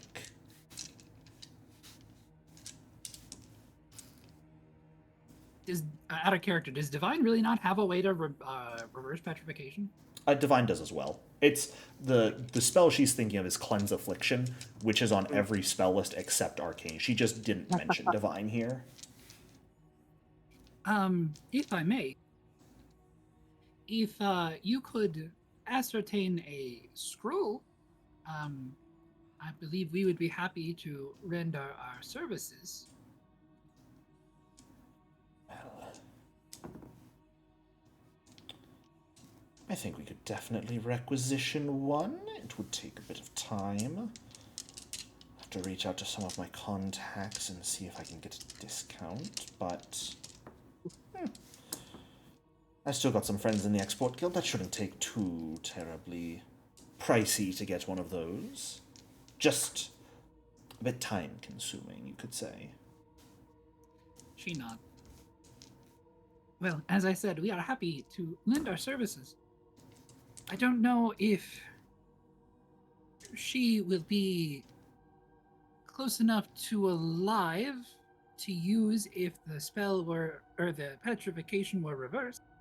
But if not, it should be a very, very well-preserved body for you. And it'd be quite interesting to see what's in the bag, that they were so willing to risk themselves to ascertain. It will be much easier to answer questions if there isn't a soul left in the body. Quite frankly, if there is, I'll probably remove it myself. What a fucking lie. Oh, shit. I love Geb, because I can say shit like that.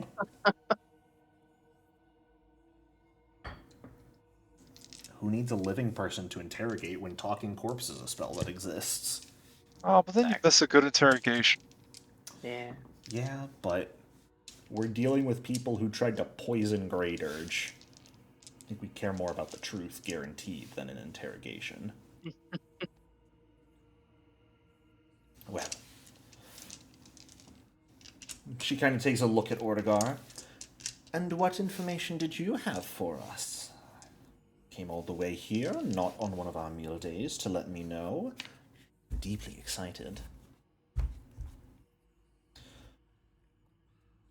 Well, I can't say it's as impressive as what you all found, and perhaps itself not even related, but there is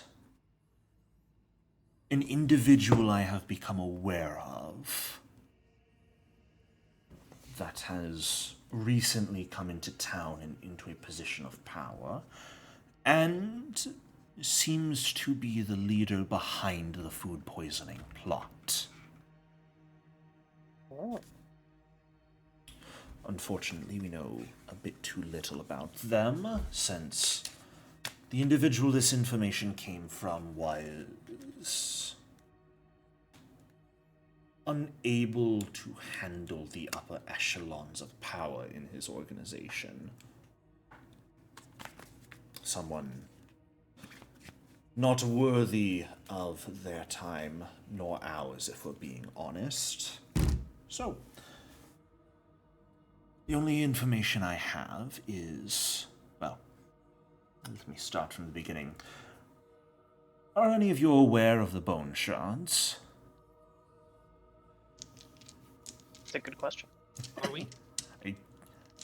I'd say Requiem you can try, but you're most likely not. Anyone who is a local of Graydirge would have a better chance of making this recall knowledge and recognizing it.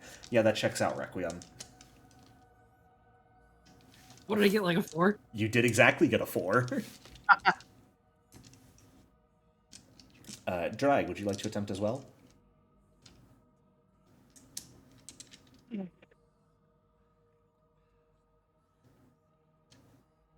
Okay.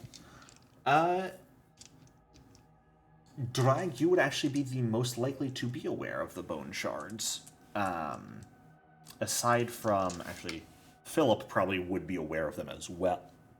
They are a small-time gang in Graydirge, as far as you're aware. They sort of do the game the Bloodlords play, but on a much smaller scale. They're kind of the enablers that allow the rich and wealthy of Graydirge to manipulate and scheme against one another.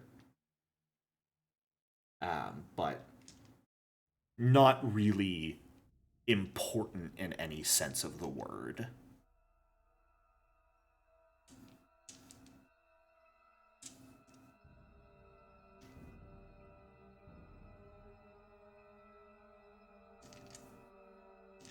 But Ordegar would describe them simply as a group of ruffians.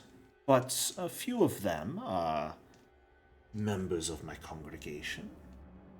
And, well, it's, let's say, easy to recognize when our members have become accustomed to administrations and require that extra attention. One of these individuals let us know that the Bone Shards have recently found themselves under new leadership.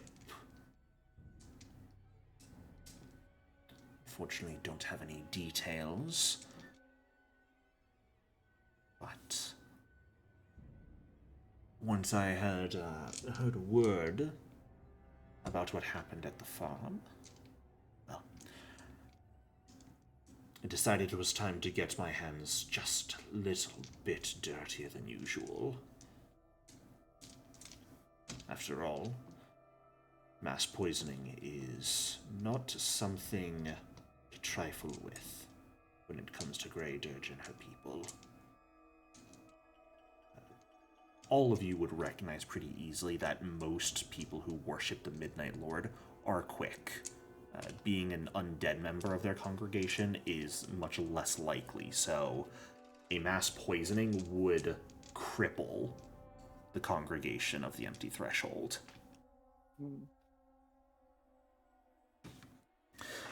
But I wished to share what I know, since it seems the Bone Shards themselves might be implicated in this.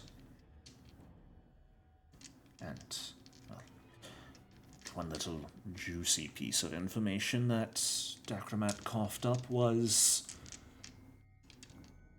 well, the location of their hideout, so... Oh, excellent.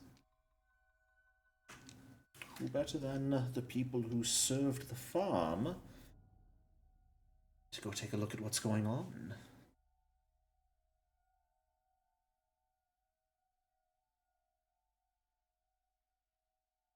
I suppose we could. That is what you wish. Berlin will go, well, that is good to hear, and exactly what I wish, I think. If this is the lead we've been looking for, I think you're finding your way to that hideout and learning what you can is the next best step.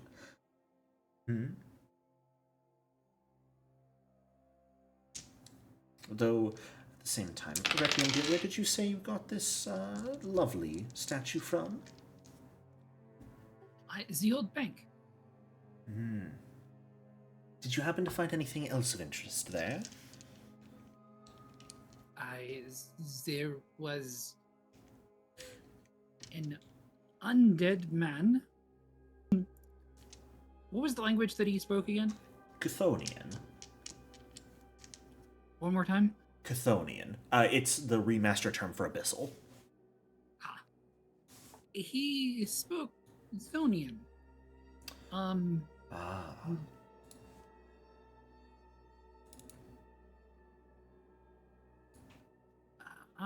not quite sure who or what he is.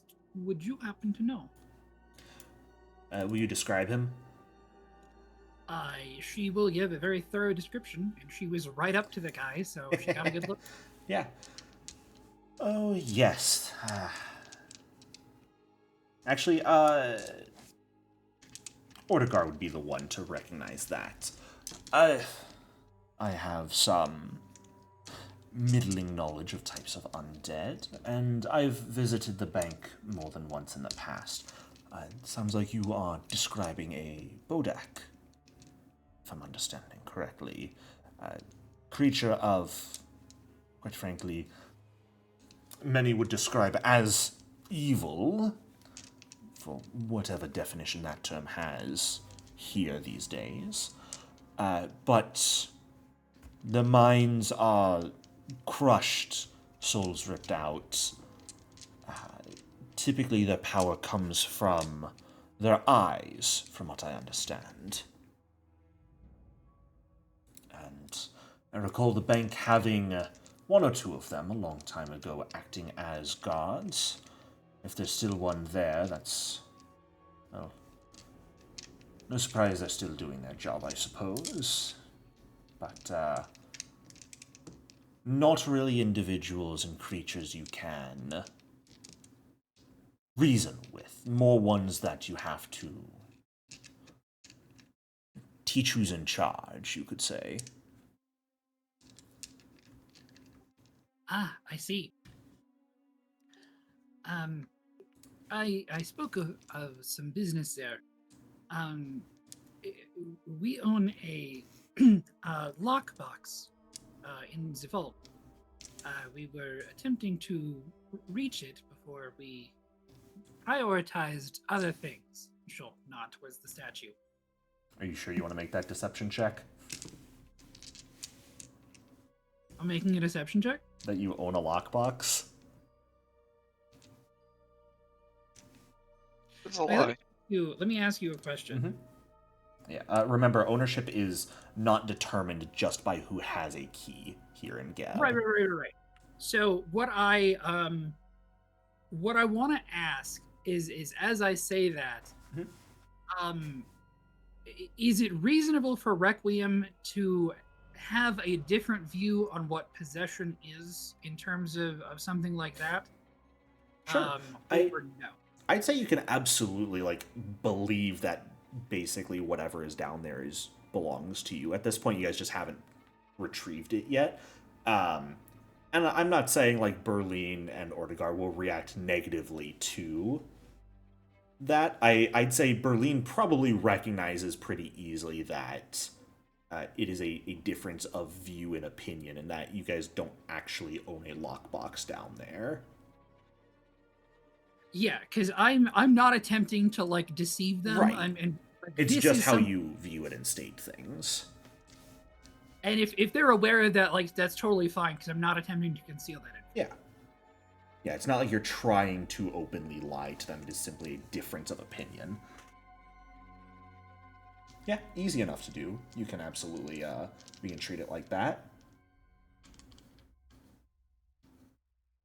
Well, I think it stands to reason that our... She kind of gestures at the statue. Friends here were at the bank for a reason as well, so I think it would do us some good for you to go figure out what was going on there as well,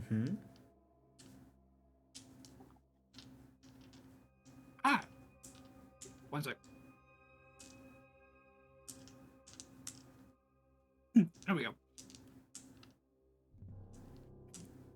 Yes, I certainly think that is warranted. After all, we are talking about the security of the city here.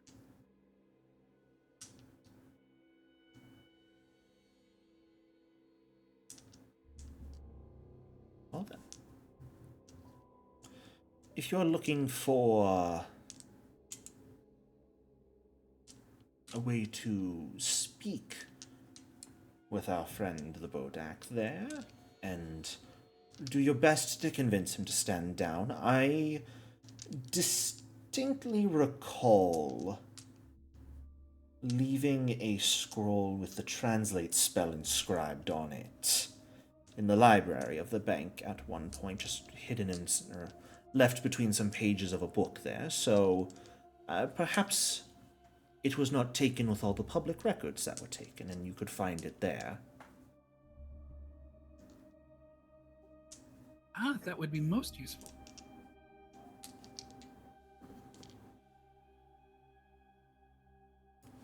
I thank you for offering aid. I do what I can, and you all do the job you've been assigned, so... What do you all think? Bone shards or the bank? Which should I expect to hear good news about first? Or do you just plan to do them both before reporting back? That's okay as well.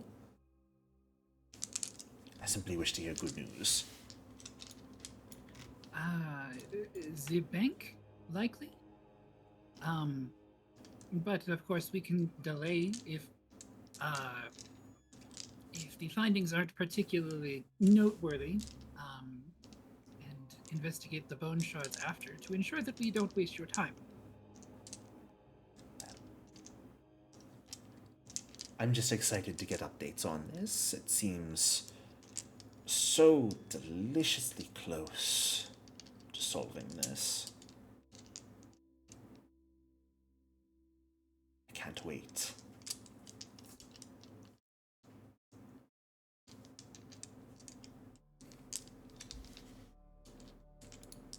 Of course, we are very excited anytime we can bring any good news to you. I mean, as I'm sure you've likely noticed, gesture to the statue again.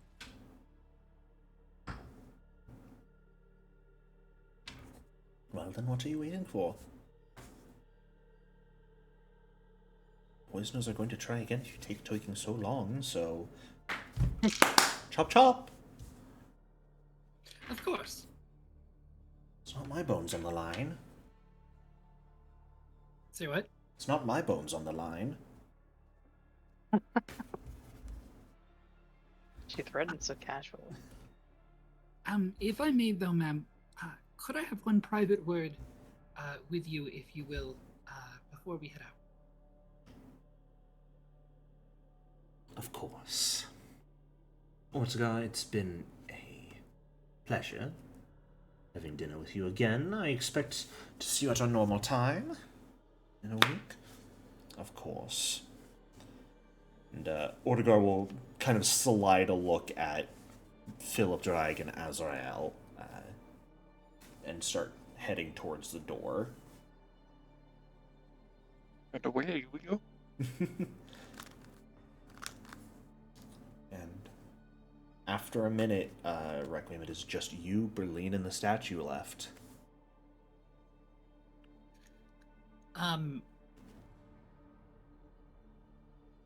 She gives a bow, a very low bow, like right angle at the waist kind of thing. I must. You're at head height with Berlin when you do that. Yeah, but she's like looking at the floor. I must apologize, ma'am. I spoke out of turn earlier. It was not my place to direct your guests and you after dinner. I please beg your forgiveness. Oh, well, that's okay. Berlin kind of like leans forward and turns her head so she's like just underneath you, staring into your eyes. After all, you're going to need a little bit of gumption if you're going to rise up a bit higher than your current station, no? And she'll turn and walk out of the room before hearing if you have any response to that. All right. Well, with her walking out of the room, Requiem will just head out. All right.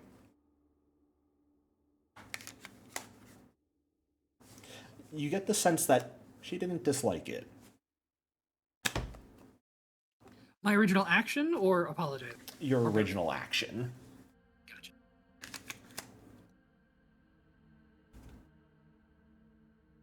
All right. So, reconvening after the meal. It's gotten pretty late, probably close to 9 p.m. or so. What would you all like to do? I don't know about you. I don't know about the rest of you, but I think now is a good time to retire, and we can approach the bank again tomorrow. Perhaps we agree. should prioritize the other pressing matter. After all, it wasn't her boat on the line. The main reason I say not to is, well, two reasons. The first is we've already established um, entry into the bank. So anything we do there, obviously there will be challenges, but it is something that can just simply be done. However, the what was they called again? Bone shards. I'll assume someone offers that information to her and not the DM's voice. No, God's talking to you. You hear it echoing out of Ortigar's mouth halfway down the street. He's just echoing it ominously himself as he walks away. Yes, the bone shards. Well, we know where they are, but simply rushing in seems rather foolish, no? I didn't propose taking them head on. Exactly. So that will take us at least some time. Ask around, get any information, possibly a. You see her grimace a little at the phrasing, but she continues with it. The stakeout, I believe, is the term. Before we go straight in, and that is a day or two, maybe a week, uncertain. But that is a notable difference between something that we may be able to handle in a few hours with the bank.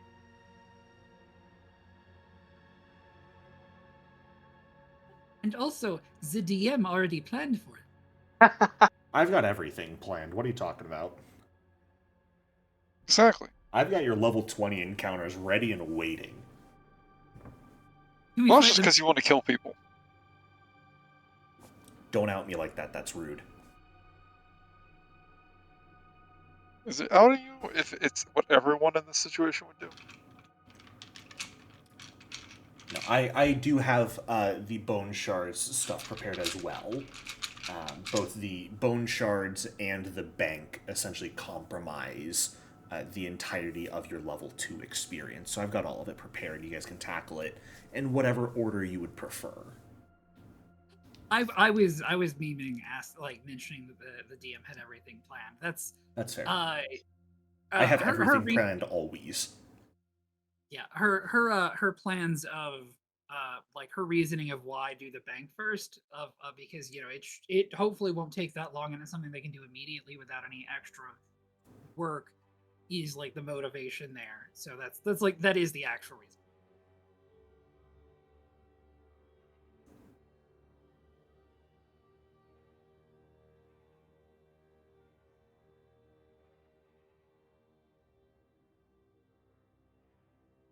Well, it's up to you guys to decide what you'd like to do. Not strictly opinionated either way.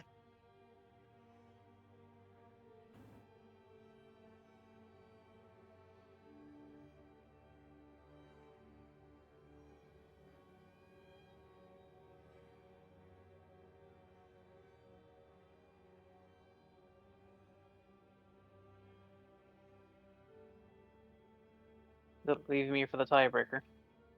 Yes. To the bank.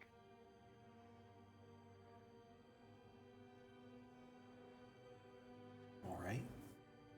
Well, do you guys want to go back there immediately, or did you want to take a long rest at home first? Might as well get her sleep. Yeah, a long rest because it's already late, so it's like go to bed and hit the bank first thing in the morning. Sure. All right. Well then. can go ahead and pass forward a few hours. Everyone can go ahead and take their long rest, get their spell slots back up, heal to full, and by the time morning comes around, Zuka has shed the additional calcification they had suffered at the hands of the cockatrice. That's good. And is fine once more.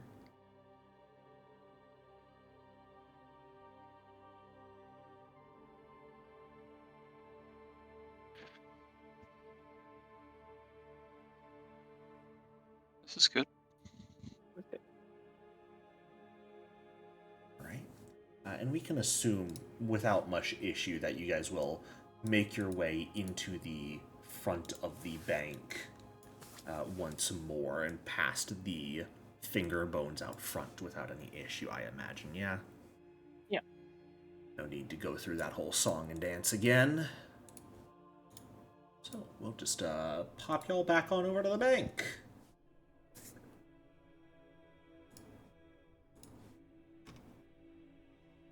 As you guys head over first thing in the morning, Zuka back out. Heal up to full, make sure, since a long rest does not heal you to max in this game. I think an old medicine check does. Yeah. Which you guys would have absolutely had time to do throughout the day yesterday. So the question is where you would like to go today. What you would like to search, if anything. We tried door on the left, door on the right might be the library. Who knows?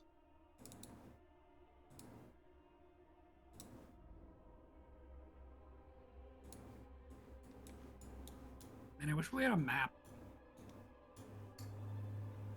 Imagine. Wouldn't that be nice?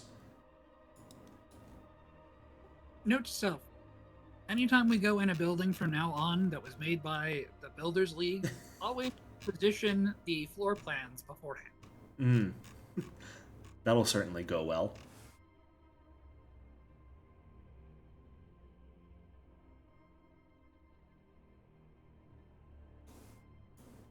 Well, somebody's gonna start moving.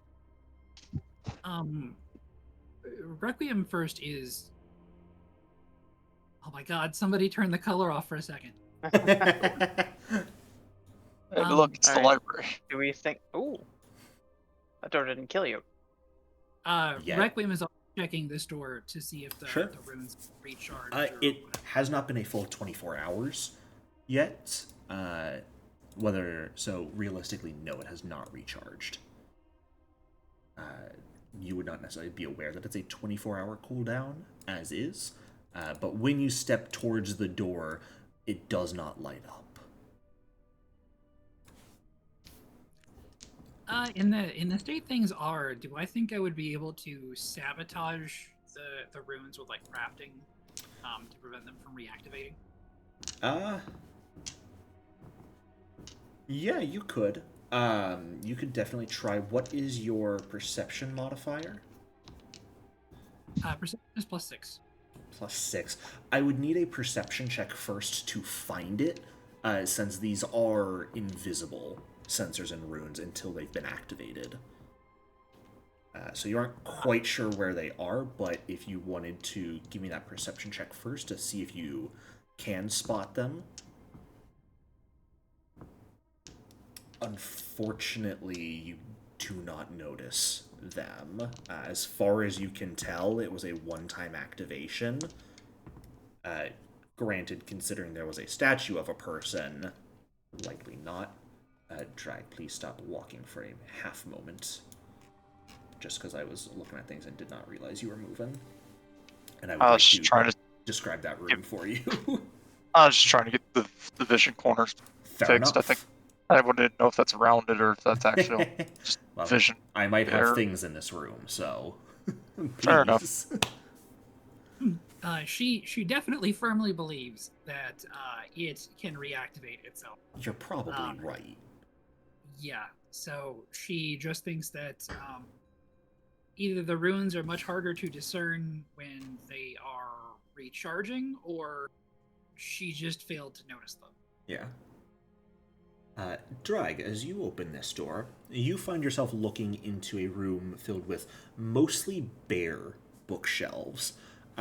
Long table with a dozen or so cushioned chairs in the center of the room, and 5 skulls whose eyes are glowing blue kind of sit atop the table, providing light into the room. It's very clearly the same sort of enchantment in them as the gem that Azrael has, but blue instead of violet, is set within these skulls to provide light.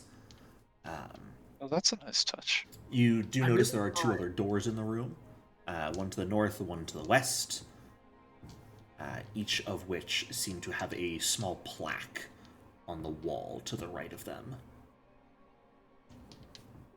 I really thought when you were like, and there's 5 skulls glowing with their eyes glowing blue. Oh, We bring to you these riddles 3. Or 5, because there's 5 skulls. one of these skulls can only tell lies. One of these can only tell truths. The One other of 3 these, sometimes lie. one of them acts like your uncle at Thanksgiving dinners, and Oh no. That's the one I don't want to find, please. worst skull. But that is what you notice. If you want to take the skulls, you may. I will not stop you from taking 5 glowing skulls. I mean, don't really need the skulls, much less the glowy bit. Well, you don't have to take them. I'm just giving you the option. I'll take the 5 glowy bits out of the skulls. Okay, well. I don't have just the glowy bits for you. I have them as a skull. It's a package deal. Ah, I'll break them later. There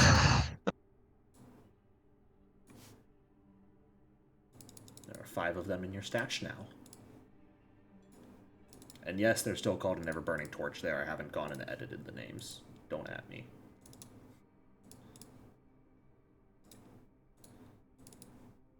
So, what's the plan?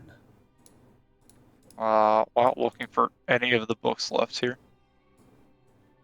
Go ahead and give me a perception check, taking a look through.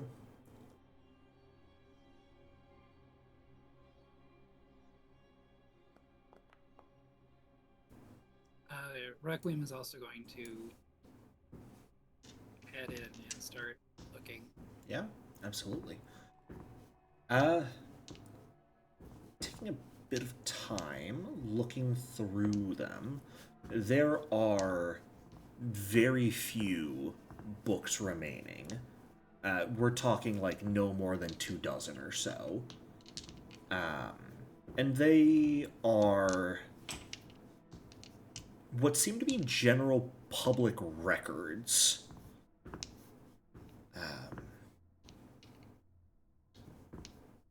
Unfortunately, none of them seem to have what you're looking for after you guys spend a few dozen minutes flipping through the ones that are here.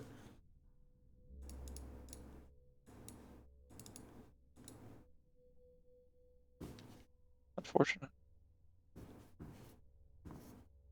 What do the 2 plaques on the door say? They are in common, and they read restricted. I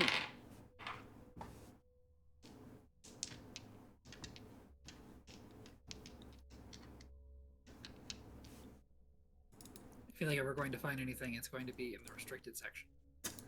Everybody get out your invisibility cloaks.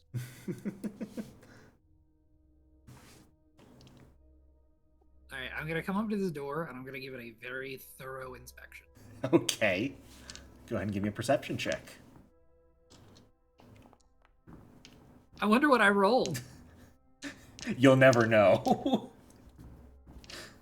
You know what? That's a good iron door right there. Seems safe to me. Okay. And then I'm gonna spend a little more time and I'm gonna scrutinize this door. Sure. I was waiting for the roll streak. That's hysterical. Taking a look over this one, bit more thoroughly than the last one. Seems like a nice solid iron door. You're fairly certain this one at least would lead to the teller's area based off of the position of the desk and glass out front.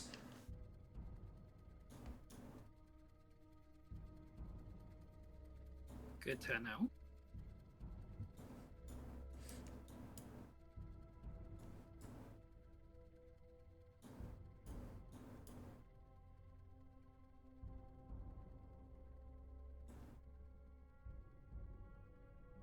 Does not appear trapped in any way, shape, or form. I mean, it probably is. I probably rolled a 5 this time.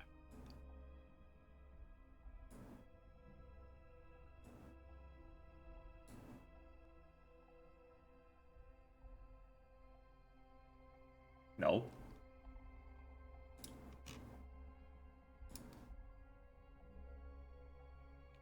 What are you knowing? The fact that you rolled a 5 this time? Oh. I thought somebody else started doing something and you were doing that. No.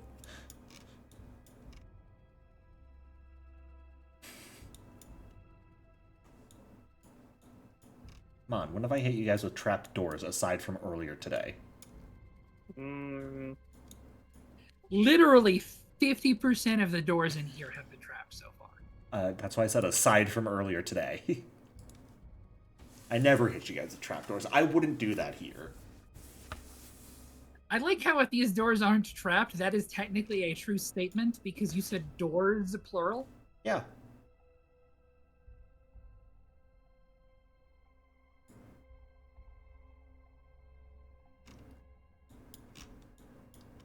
Alright, well, I would suggest we go through the north door. I'm also going to suggest I move back here. Okay. You damnable fool. You absolute nincompoop. I'm tired of debating it. I'm just gonna open the trap door. Welcome to the scythe blade from the ceiling trick. You fell for it. That's actually what it is. That's not a safe way to guard a bank. That is going to be, 28 points of slashing damage to you. I'm gonna take a nap. Involuntary. Drag opens the door and gets bisected at the spine. As quite literally a skeletal arm that seemed to be hiding in the ceiling, holding a sickle blade, comes swinging down and chops through Drag.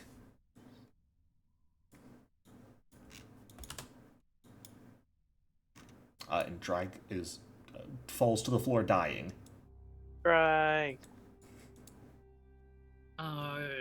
I will stabilize with a 2-action harm.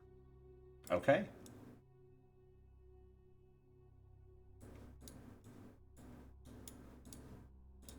Drag takes 28 damage, goes down.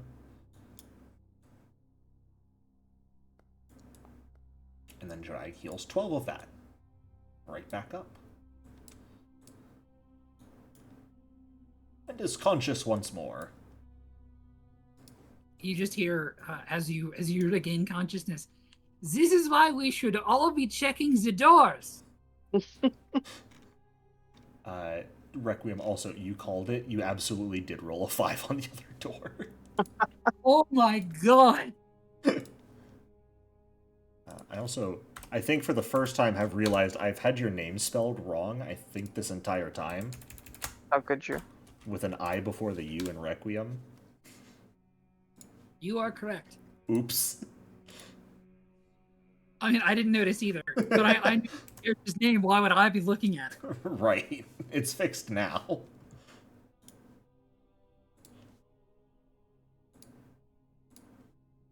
It's just, I was like, why does that look wrong right now? It shouldn't. There we go. It's fixed now. But as you come back to consciousness, Drag, you can see what appears to be another archive of some sort, though this one is still filled on the bookshelves, pretty crowded along the western and northern wall from what you can see, along with a couple of cushioned chairs in the center of the room.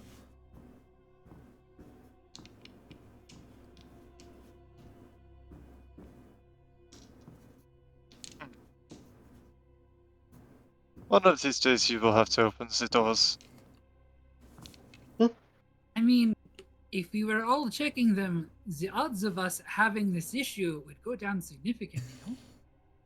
Sorry, out of character. I've been disassociated the entire time. I am not here, and I apologize. It's okay. Drag cannot see without light source, Azrael. Light bulb! You can see in total there's 2 chairs in here, 3 large bookshelves, and a small lever was next to the door on this side. That appears to be like an iron level topped with a tiny little skull. Interesting.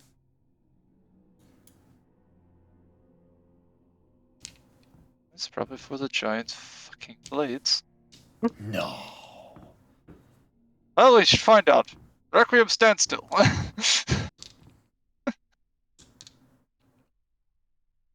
Not accurate. Are you pulling the lever? No, Okay. not murdering party members. What if you did it while Philip was there? That'd be rude to do when he's not here. That is fair. It'd be totally acceptable to do if he was here. That's fair. Taking a brief look in here, the books all have like a variety of titles that's like grim and esoteric matter. It's like Delusions of the Boiled Rat and In Service to the Flagellating Fang, Coven of the Bloodied Bones, like Lamentations of the Cursed Harpy. Bunch of weird things.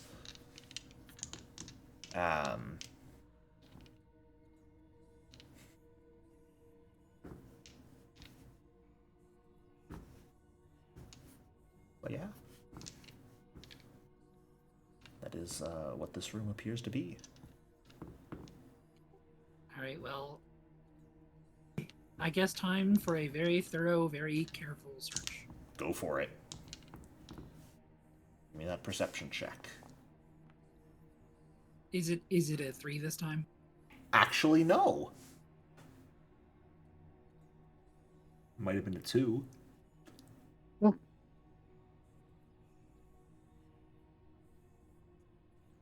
Would you like some help over there? Yes, we should all search the room. It goes faster and less chance to get it. Requiem, if you would like to give me a public occultism roll as well as you are like flipping through some of the books, you may.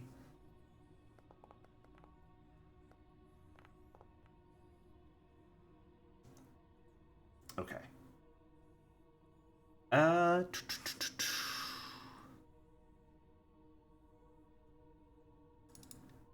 It takes a bit of time, but Azrael and Drag, the two of you working together, manage to find hidden behind what appears to be a collection of cookbooks that actually seem like they might be a bit valuable on their own. A single magic scroll is hidden. That is potentially what you are looking for. Requiem, you end up getting a bit distracted as you start flipping through Whispers of the Rotting Raven, which has a lot of like scribbled notes and strange occult diagrams in them. And you spend quite a while, you realize, trying to decipher them, only to realize it is absolute gibberish in the book. Deliberately fashioned to resemble occult lore, but complete gibberish.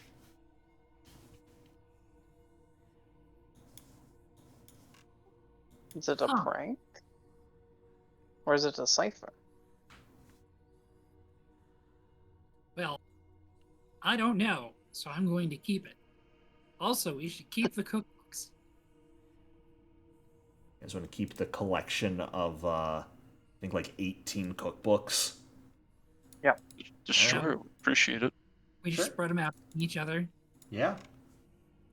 It's a lot of like recipes from various different countries.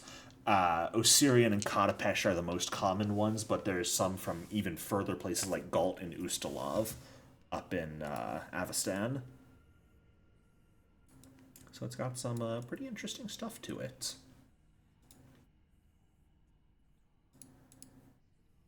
But you did find a magic scroll. Taking a look at it, it appears at a quick glance the magic within follows the arcane, divine, and occult traditions. Where are we gonna find divine casters? You got me there. I don't know. That's a bit rough. It's not like I've got 3 on my screen right now or anything. I can't What? believe An that she would ambush? give us an unsolvable problem. I know. What a shame. I can't believe the DM would tell us about their ambush. I There's know. 3 divine casters in this room, guys. Yeah, they're hiding in the bookshelves. It's some Azarketes? No. Fucking pixies. Oh god, what are they? Is it an Azarketi? There's a specific creature I'm thinking of. It is not an Azarketi. It's a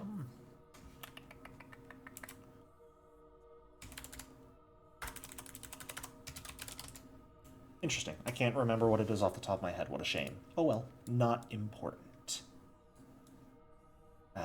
But as you guys find this scroll, whether you would like to identify it or move on, that is where we are going to end our session for today. Thank you guys so much for showing up. I hope you enjoyed, and I will see you all next week. Have a good one.